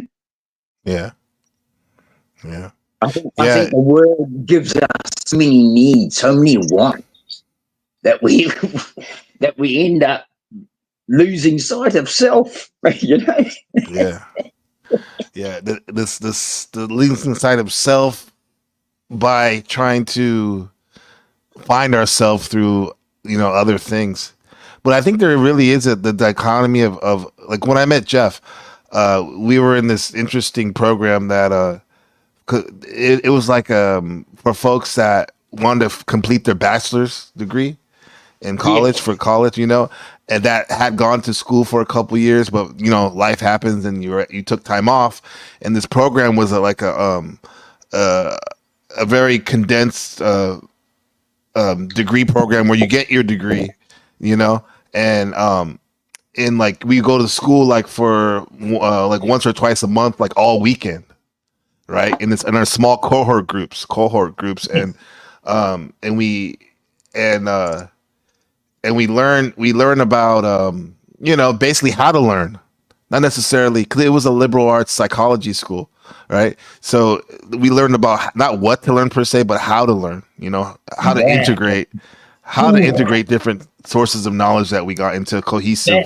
to me is package. gold, Yeah. bro. That is gold. That is the real Yeah. gold for me. Learning Yeah. how to, right? Yeah. Because I think Yeah.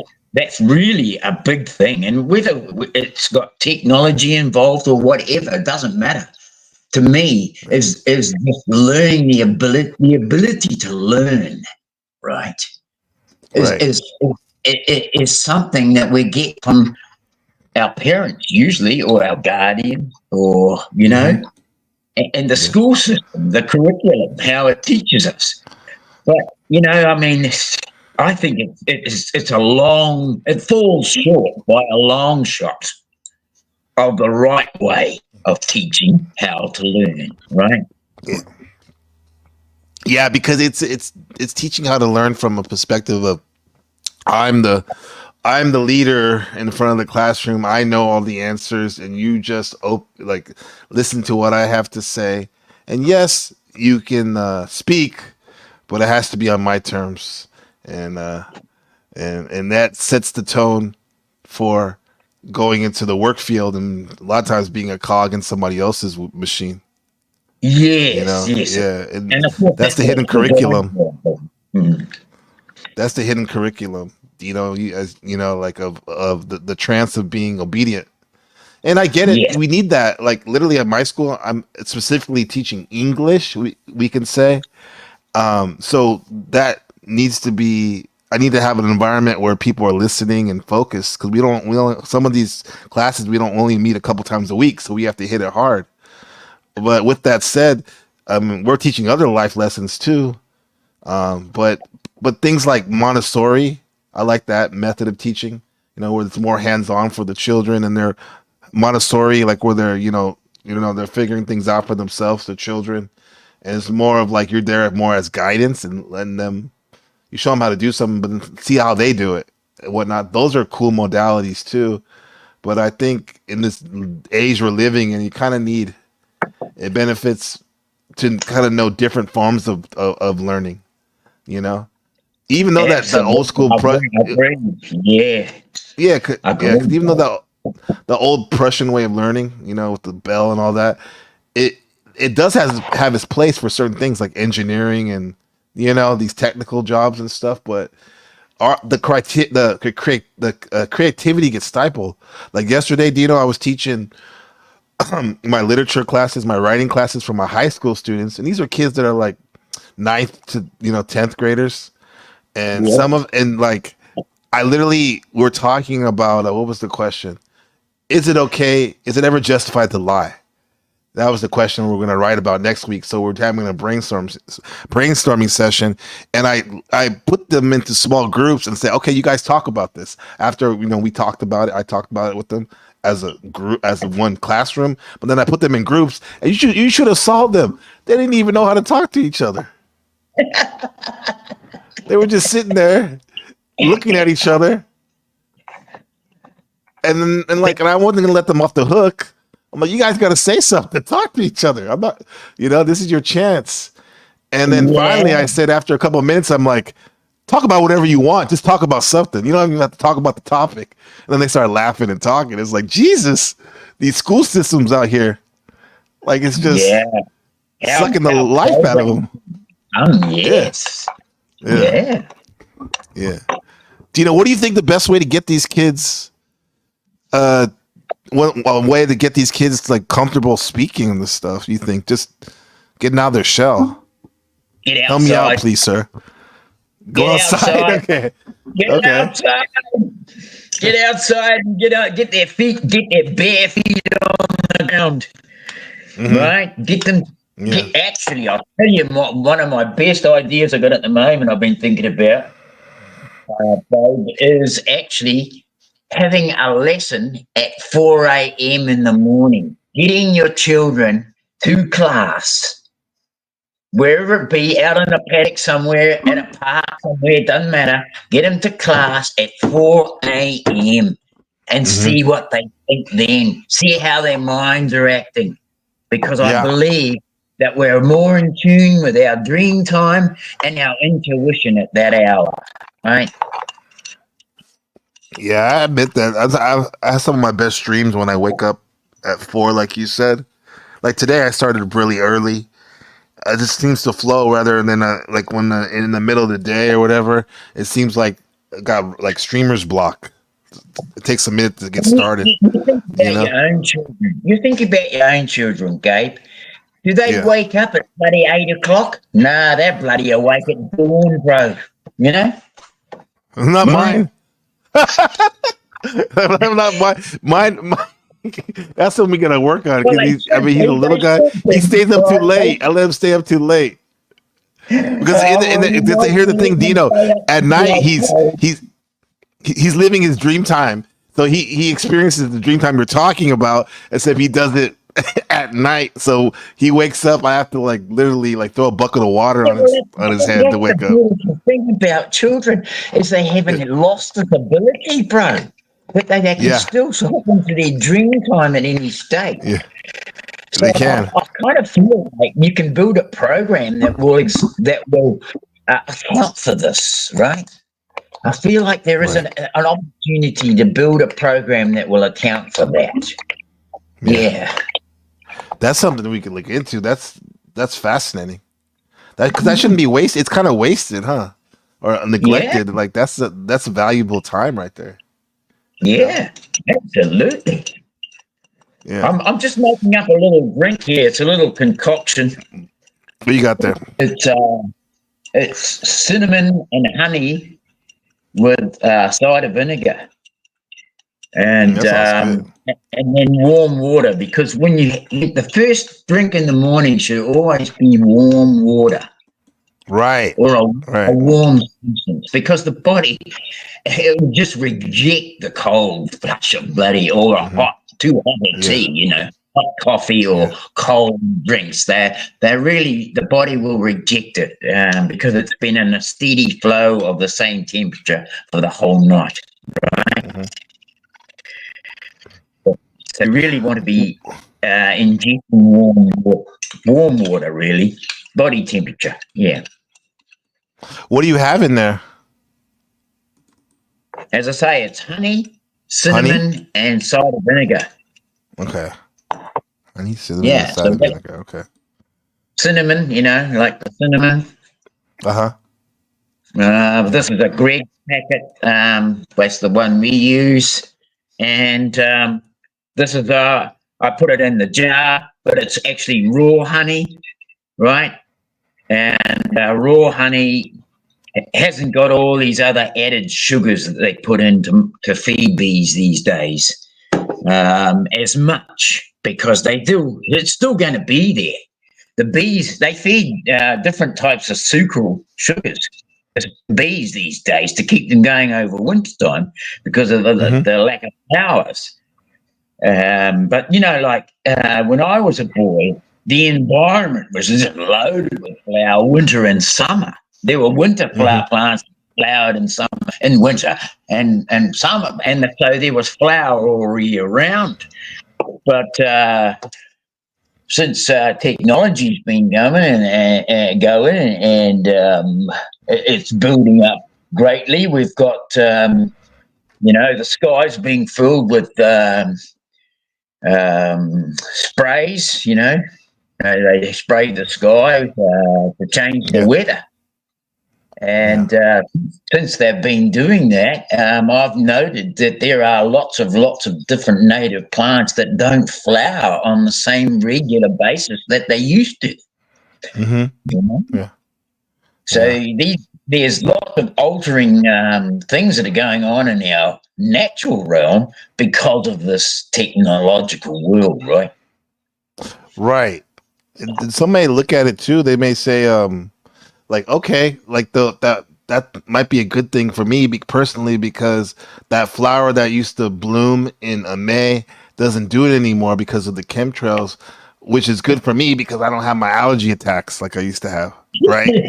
but from a holistic, like, world level, that's not good, bro. We need these things. We need these things to these flowers all year round and whatnot. This is what I was trying to get at too when I was telling you about Jeff and I's school, because the first semester I remember the section was called the Self and Society, right? The Self and Society, and it's true. We're a bunch of selves. Society is a self in itself, right? It expresses itself through each one of us. I don't know. I just keep coming back to this dichotomy of like holding two thoughts at once. It's a trip, this world, man. We're living. Yeah. And another thing I like to use is this stuff. It's got toxic. Watch out, toxic. Toxic. What is that? But it's borax. Oh, borax. Right? Yeah, for sure. I remember going down that rabbit hole. It's really good for you. Yeah, so I use a little pinch in each drink, right? Not too much, because you don't want to be giving out, you don't want to be taking too much of that stuff. It might make you bloody sick. But borax. But a pinch of it actually is good for your body, because it actually helps with joint pain.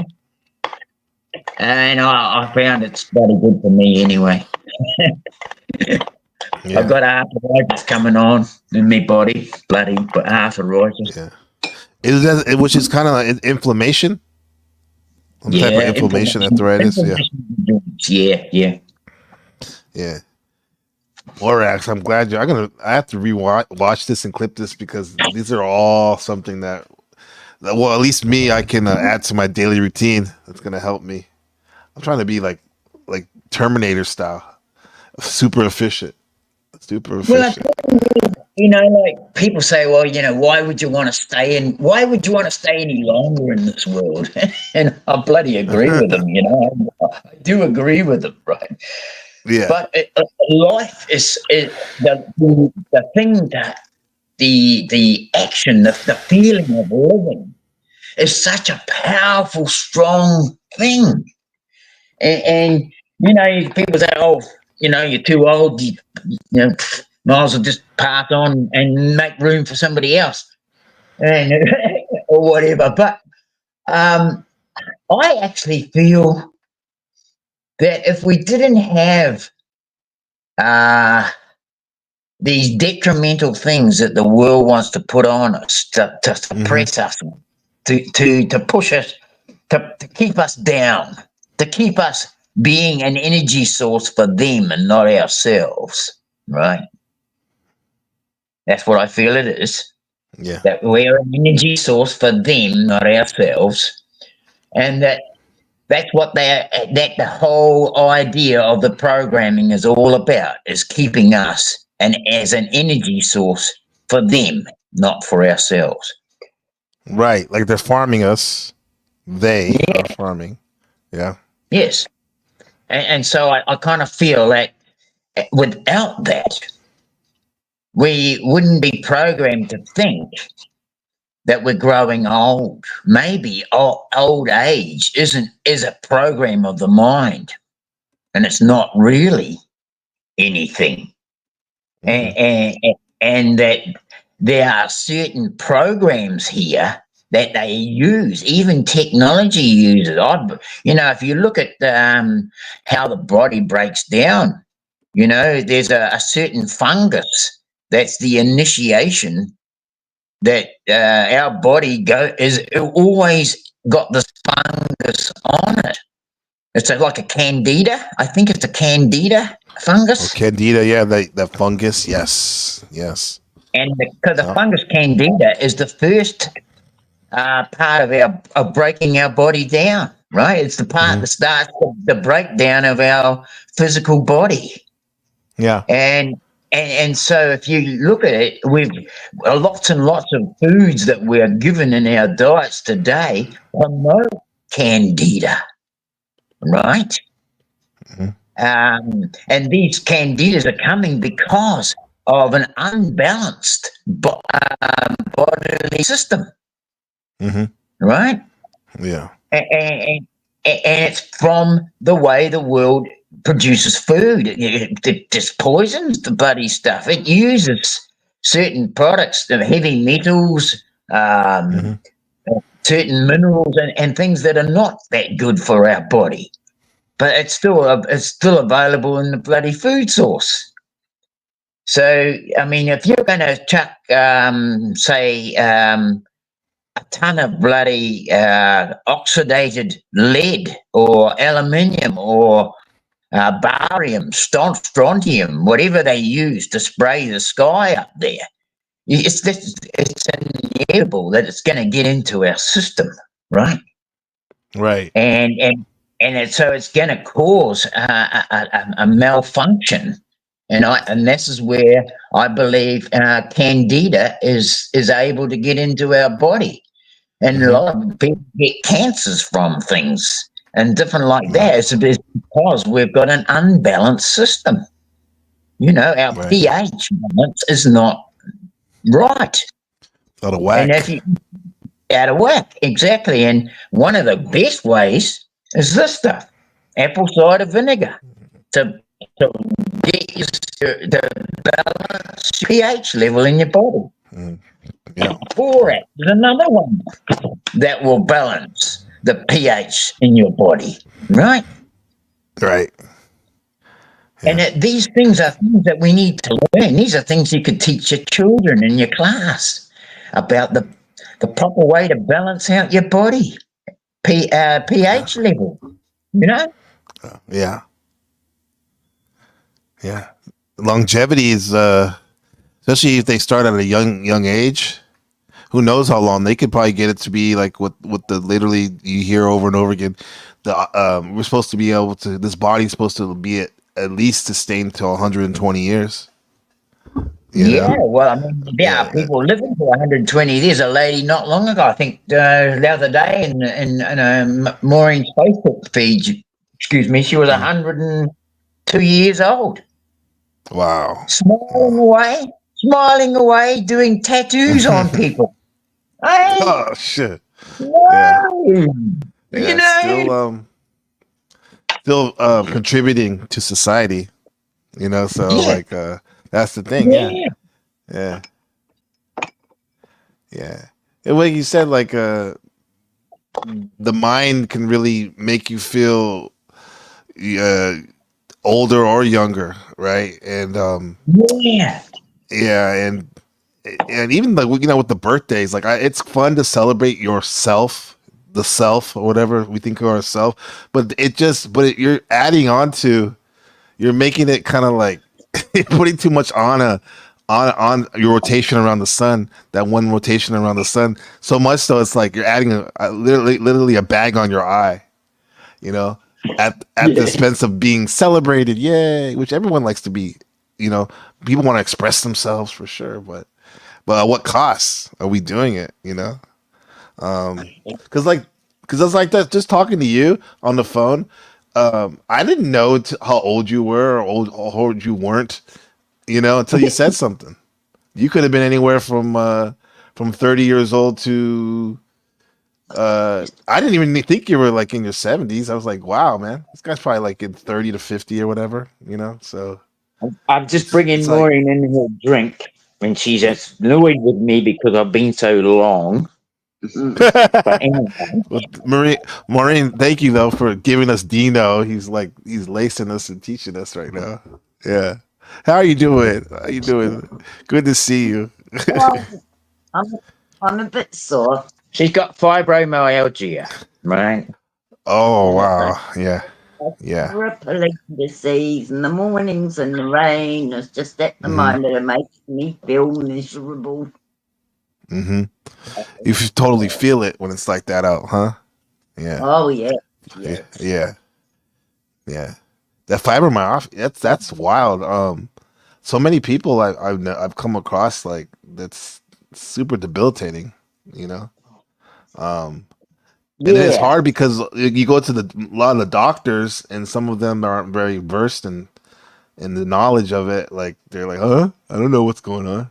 Even though you tell them, like it's like I'm so, you know, I feel horrible, and that in itself will add even more stress, you know, to you. absolutely. Yeah, Yeah. You're yeah, not yeah, good. Well, they say there's no cure for it, and you know, yeah. I need something just the a the little the, the pain. thing is, you've got to find some way of alleviating the pain. I mean, you know, we Hmm. all have to find some way Yeah, of having a better lifestyle, right? right. Uh, and so, actually, we found this thing. It's a THC vape pen. Okay. Um, and a friend came down and stayed because I lost my license a while back. Being young at heart has its downfalls at times, right? Yeah. And so I was spurred into an action I probably should have given a bit more thought to and not Hmm. been so responsive. Hmm. But I got the lights got flicked on by a cop, and he caught me for speeding. And then I looked at the clock, and I thought, "Holy shit! I'm going to lose my license. I'm fucking Hmm. doing way over the speed, right?" I'm thinking, "Well, if I'm going to lose my bloody license, I might as well take off and see if I can outrun the bastard." Oh shit! Yeah, you did I Grand Theft know. Auto You, style. you, Yeah. you know, 70-year-olds that do that shit, you know. Jesus, that's wild. Yeah, that's why you're my boy. That's why, man. We're kindred souls. Yeah, nah, you got more balls than me. That's spontaneous. crazy. Outrunning the police. Trying to, hey, It was might as well crazy. It try, was right? crazy. You're like, might as well Yes, try. Yeah. I actually lost them. I lost them. Right. You did? Yeah, I lost them. Yeah, Dang. I lost them. They had your info though, right? They probably had your The license thing is, already, it's your probably not a plate. good thing to be proud of, and it's not a good thing to promote with the youth, right? But um, no. But the thing is, that's what I'm like. I'm very spontaneous, and I've still got a young heart, and I don't want to give it up. I Yeah. don't want to give it up, Nah, and I just feel like that programming that we're given is a big downfall into how we feel and how we think. Yeah, right. Right. yeah. So And I think we what's can the key, all. Dino? Like to living a long, not only a long life, but one with a good quality of life Get to for bed so long. early. Get to bed early. Oh Get shit! to bed. Damn. Get to bed early. Jump out of bed at sparrow fart. Right. Hmm. Yeah. And be up when the day comes. I mean, I don't do it as much. I don't do it as much now as I used to. Probably Hmm. another reason why I'm bloody dissipating in my energy levels as well. Yeah. But you know, I always, when I was a young fella, not up until about only, I don't know, say 8 years ago, I was getting out of bed at 4 in the morning every day, Hmm. every day. Yeah. But last 8 years, 10 years probably, it's changed. Yeah. Yeah. Are you up at what? More like now. Sometimes I'll lay in until 9 o'clock, bro. Okay. Yeah, that's a little different than 4. Hell Yeah. yeah. It's Yeah. like 5 hours a day gone. Wasted. Yeah. Shit. Yeah. Ugh. But But I I have such a comfortable life for my my dogs. It's like doggy lotto at my house. I have 3 dogs, and oh so much so cool. that they don't even wake me up. I wake up before them. Yeah. They're so comfortable. Yeah, I I think mean, I that get up is early the though. case. I do get up Yeah, early. you're Yeah, right on the money there because our dogs do the same. They don't get up now until bloody yeah, and you so once upon a time, I would have got up at the same time as the dogs and the cats and right, chickens and the birds. You know, right. yeah. Everyone's lounging, living that good life. Yeah, yeah. Well, I think that's the world. The world. That's the difference between the world and Hmm. a living experience. Animals and they're not programmed by the same program we are. you know. Right, right. No, you nailed it because I heard people, we always like to compare, like Taoist, I guess, like try to compare our animals to humans and stuff like that and vice versa. And people go like, animals aren't angry, animals aren't neurotic, animals don't have anxiety, they're not mean. No, I think at least domesticated animals are becoming like that from what you just said because they're Yeah. There all up in you our go. consciousness so much Well that they're getting noted, our my friend. neurosis. Well noted. Mm. They're getting our neurosis, right? Yes. Yeah. It's wild, man. It's Uh, wild, all right. I'm sure they're getting other things too. I'm sure they're getting some of our good attributes too as human beings that make us unique, a unique creature of God. But I think we can so. do Oh, without the yeah. neurosis. Yeah, yeah, yeah. Yeah. I'm actually going to take you for a little walk. You Let's mind? You go. want to come for a little No, walk with please, me? let's go. Let's go. Let's walk it with Dino. Yeah, and I put the link out to folks in the chat. I saw Anna's in the house and Zephyr. Good to see you. and Sean, Hi to everyone in the Colonel. chat. I don't know you all personally, but I wish wellness and happiness to Yeah, everyone. Mm. absolutely. Yeah. So what time is it right now? Is you got 2 o'clock? Do you know? 12:02. Oh, 12. Okay, we got 7 over here. The God hour. Yeah. Right. Yeah. So just here we've got a little what do you call it? Wow. Our little sunroom, but it's actually the Sunroom. carport. It's a carport, bro, and we've turned it into the sun. It looks like a terrarium, sunroom greenhouse. That's cool. Yeah. So Maureen's Super got collective vibes. this little like Hoya bush here, like Uh-huh. it's a climbing vine. And we've got these bits of wire. We're going to create a heart. You can see the heart that we're trying to build with it, right? I see it. There's the wire up there. Yeah. Yeah, yeah. So we're going to make a heart, but up there, and this is a cactus that came from her daughter, Maureen's daughter. So we're growing that one on. I've got some little babies here that we're growing. Awesome. We've got some seedlings here. These ones here are mandarin trees that we're growing from seed. Okay. These are some succulents.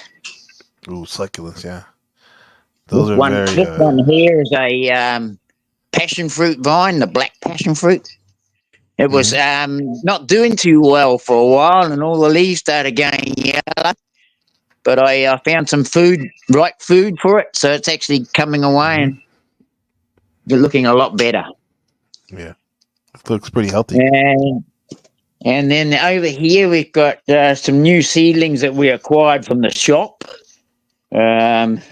We germinate them, but they bloody hell, we had a bit of a bad run, and the bloody snails and slugs got it and beat us and killed them. But anyway, these two here we bought. These are watermelon, the sugar bell, what they call the sugar baby.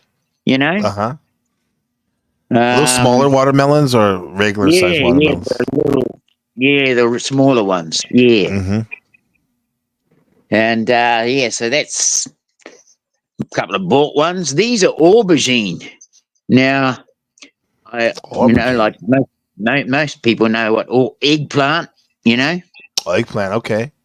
Yeah. And like as you can see, the bloody snail and the slugs got in and started eating them. They even chewed off one whole leaf there, the buggers. But anyway, I put some slug pellets out the other day. That'll fix them. Yeah. What do you think they're good for, slugs? Why did the Most High create the slugs for? I wouldn't have a clue, bro. Just like them and mosquitoes. I guess it's to get rid of all the stuff that was growing too much. Right. Like humans. That's what humans created. Right. Oh, what a beautiful day, eh? Beautiful Sunday. Yeah, Sunday. And I got a little bit of a veggie patch here that I've got potatoes, a couple of broccoli plants. This one here, this trench here, I've got new potatoes I'm just planting in there.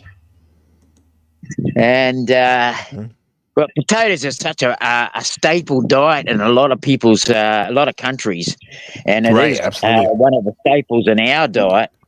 And it's a very costly staple if you're going to be buying all year round. So I try to supplement my own experience by growing my own. Do you have what kind of potatoes? Do you have standard potatoes, sweet potatoes, yams? Yeah. Now we have these. I'll show you another thing, but the one over the back here, this particular one here is what they call a native variety that was grown here in New Zealand by the New Zealand Maori natives. So they call them Maori potatoes, but they're actually just a native variety. And this lot over the back here was taken from actually out of ones that had gone to seed that we'd bought from the shop, right? That had already started to grow shoots. So we just bought them out, put them in the garden, and now they can grow a whole batch of new spuds for us. And the thing is that one spud will produce up to anywhere from 4 or 5 different potatoes, you know? So you're going to get, you know, so for 1, 2, 3, 4, 5, 6, 7, 8, 4 8s are 32. There's 32 spuds out of 8 spuds, right? Man. Right. And that's the staple right there. Yeah, and then these ones here, these bushes here, are blueberry.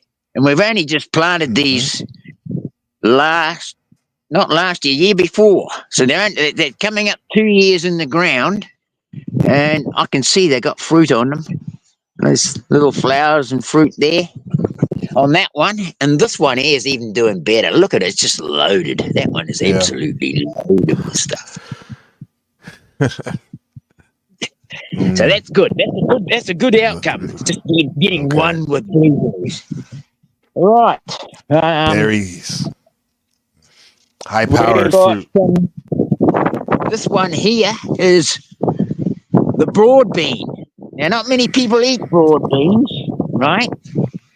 And the broad bean, they usually I've got to find a pod. I've just picked all these. Oh, there's one. I'll just pick that off. There we go. That's a broad bean pod in its young state. Okay. But when you get, what they do is they allow the pod to grow so big that it becomes like that, right? And then it gets even bigger, and the beans inside is what they eat. The broad bean inside the pod is what they harvest. But what we do, we actually harvest them at this stage, right? Because you can eat the whole pod. You can eat the pod and all. You don't have to worry about wasting the bloody thing, right? Yeah. Yeah. More buck for your bang. More bang for your buck. There you go. Yeah. And these are broccoli, and I've taken the top out of this one. But what these are is these are all seeds I've grown from our own stock. So they don't produce the same kind of broccoli head as a bought. They're not as big, for example, and they're just not as big, but they are just. How do they taste? They taste the same. They taste better. They taste better, you know. Yeah. Better because they're growing in the ground. Now, Dino, has broccoli been around for many years? I heard some stuff that maybe it was engineered or something like that. Or have you heard anything like that? Yeah, I believe it. It's a brassica, which has been engineered, right? Yeah, it's a brassica, but it's like a form of cabbage or collie. They're all engineered, right? Yeah, they look like our brain. They do. They do look like our. Yeah. Eternal has a comment for you. She said, "Beautiful land, Dino." Yeah, well, I mean, there's our nearest neighbour over there. And another one over there. You know, we're out in the middle of nowhere, really.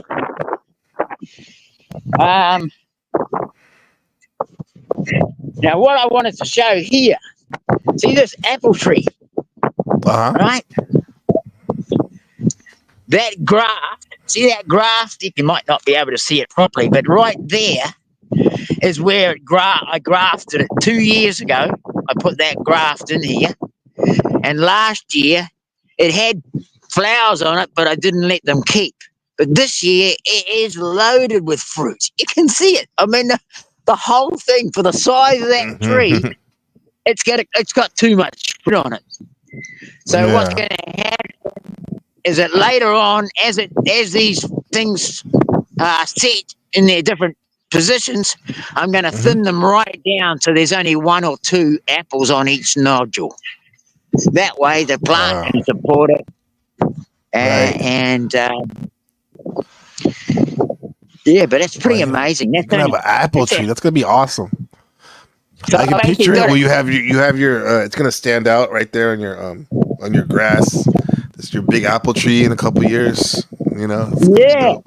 but Yeah. I've got it tied up with zip ties and at the moment just to keep it stable because the wind here is so ferocious. I don't want it to wreck the graft Yeah. until it Yeah. gets a decent strength about it. Yeah. Dude, Zephyr has a comment. She said, "Beautiful sky." Yeah, the sky's amazing, bro. It's popping off, man, on your camera with the clouds like that. Yeah, the sky, the blue sky, man. And here I've got a bloody avocado, which I'm struggling with at the moment. But I can see flowers. I can see it's going to make flowers this year. Mm-hmm. Yeah. So I might Yeah. have to put up some. I've already got a protection over it. But They take a lot of water, right, Dino? yeah. Yeah. That's a native cabbage tree. That one. A tree. Cabbage grows on trees. I didn't even know that. It's a native. It's a New Zealand native. Oh, New Zealand tree. They call it a cabbage tree. Okay. Yeah. Because of the little heads on it. But really. Yeah. Leaves get blown down on the ground all the time. I'll put one up here. And bloody, they're good for making baskets. And the native people used to use these for making what they call the Maori bag, the flat, the pitu. A pikau is a native person's bag, right? Okay. Windy out here. How do you say that again? Pikau. Peacow. Okay. Yeah, it's. Look, I'm going to have to go and have a look up and see how it's spelt. So I can't tell you how it's spelt at the moment. Right. Right, where are we? So here, we've got carrots that I grew from my own seed, some onions that we put in there, and at the back, those ones are poppy. These are poppy seeds. Oh, right, poppy seeds. Farm. Yeah. So now get a little bit get a bit of the good stuff out of them, you know. Make some nice tea. Yeah. Poppy seed tea. Blowing over. Well, it's going to be flowers, like yellow flowers or orange. What color are they usually? Poppies? These ones are normally red. They're red. Okay. Right. Yeah. But some of them are pink.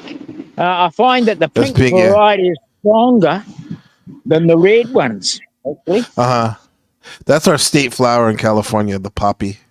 Yeah. Oh, okay. Yeah. And here is our veggie garden. And what is that? Oh, I've got this netting over the top. It's keep the birds out. Okay. No, what's the vegetables right there? Okay, we got over in the back corner. We got peas. We've got cauliflower. We've got cabbage. We've got beetroot. We've got broccoli. Garlic, onions, silver beet.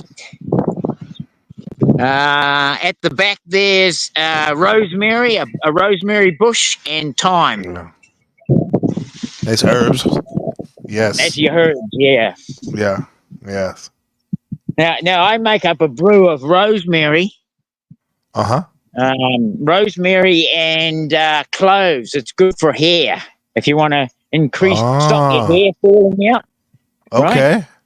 Okay. You want to stop your hair falling out, and you want to increase the growth and strength of it. make up a mixture of rosemary and cloves. I'm gonna It's write bloody that good for down. your hair. Yeah. Cloves are good for your teeth too, right? If you have teeth pain Yeah, and bad breath too. Yeah. and bad breath, yeah. Yeah. Cloves and rosemary. Okay. No, Dino, do you have the remember the vine you were telling me about for stomach, for helping with the stomach lining? That let's see, hair. Yeah. You remember you were telling me about that that vine? I think you have you make a tea for the stomach line, helps with stomach lining and other things. You remember that? Um, I'm I talking think about. that would have. I think that would have been pine needle tea. No, yeah, but you mentioned something else, a different name of it, like mm, so I was telling you about ulcers and stuff like that, and you were like, "Oh, uh, this thing is Well, I mean, concoction to that's make it." another. Yeah, that's Yeah. where we take cinnamon too. Cinnamon's good for you for balancing out your pH in your belly, Hmm. your stomach. Right. Yeah. That basically those are the two drinks I have: is either clove and pine needle tea and cinnamon. But there are Hmm. many others. There are many others that you can have. That, uh, I'm going to have to go through and see what else I've mentioned. Uh, yeah, I'm pretty sure it would have been cloves and pine needle tea. Okay. Yeah, maybe it was Yeah, pine needle. Yeah, but I remember this. It was a name I never heard of before. I actually had to look it up. Yeah, I think I wrote it down somewhere. Anyway, yeah. Maybe yeah. I'm going to put a rainfall at the moment. Anyway, so So, here is this is a blackberry bush. Most people spray these or kill them off. They don't like them. Um, they're more of a weed than anything. But this one here, this variety that we've got hold of, is it's like a supreme blackberry. It's the fruit are so much bigger and so much sweeter. Very prickly, very prickly. I mean, these sweet, huh? bloody, yeah, very sweet, Yeah. very sweet. Shout out to random Um, fan in the chat, Sean. We see you. Yeah. random fans been with us since the beginning of the Since show. the beginning, yes, sir. Yes, sir. Sean, right there, man. Dropping gems. Man, this house was crazy. It's nice. Like when you said you don't live in the country anymore, I thought we were gonna see like urban environment and whatnot. So you really used to live in the bush then, right? Yeah, literally the bush. Yep. Yeah. No, when us city boys, when we talk about we want to go in the country and rough it, we're looking at like where you're at right now, man. Which seems like not roughing it at all. It seems like it's like a Yeah, little kingdom right there. You got there. Yeah. yeah. It isn't. I mean, I don't feel like I'm roughing it. Not like you Yeah. know, going out Yeah. in the bush. Yeah. Um, I mean, I've got electricity. I can turn a bloody light on. I can turn power on and cook the Hmm. feed on a stove. You know, we've got a washing machine to wash the clothes. You know, but if I was living out in the scrub, I wouldn't have none of that. I'd be washing my clothes Right. by hand. Yeah, when you said beating the And rock, the way you described it earlier to G, it was like if we didn't have technology, you'd be out here beating the rock with the. That was an actual experience you had. We were living through it again. The way you told yeah, the story. Yeah, I guess yeah, it's. I guess that's the passion I have for. yeah, Yeah, I guess yeah. that's the passion. Eternal with the comment. The NPC, this is urban for Dino. Laugh out loud. Oh man, you're great. uh, But anyway, uh, I'll go in and yeah. I might drop down now and leave you to it. Actually, All right, man. um, Yeah, I've this got has a been friend great. coming to give me a hand. We've got some jobs we're going to get onto, and he'll be here in about an hour. So I Hmm. want to go and get myself ready and make sure we're all ready for him to get here. Absolutely, man. We appreciate you, man. That was next level. That tour, that made my day, man. Yeah. I get to speak to one of my oldest friends and one of my newest friends, and the commonality is that they're amazing, great people. Yeah, yeah. Appreciate you, man. Yeah, absolutely. Yeah. Hey, that's a good way for it to glitch out right there. That nice smile. Yeah. Let me play this real quick a little bit before we go.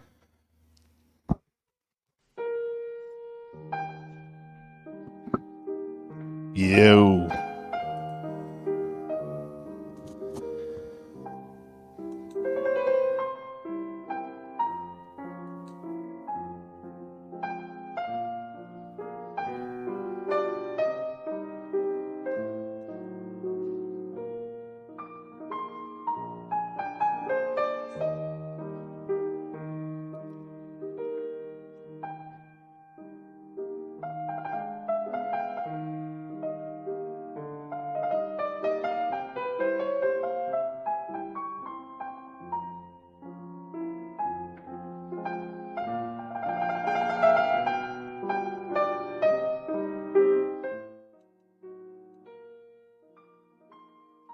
Yeah, you're right, Anna. Thank you for stopping by, man.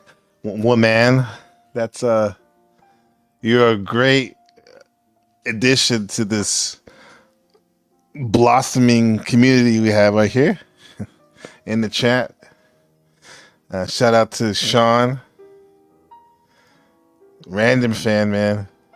Yeah, I gotta ask Jeff about Mr. G in Hawaii about that float tank. With the prices and whatnot, and what you were saying, I wanted to get to that, so I'll keep that on my list. Zephyr, thank you for introducing Anna to NPC the Games, our little broadcast. And Dino, man, really appreciate you. That was amazing. Dino Marine, we love you. And keep being a beautiful example of a couple, power couple, right? Shout out to my girl Leopard Print. Plant people are my people too. Maybe the Most High made people as a way to help plants spread their seeds.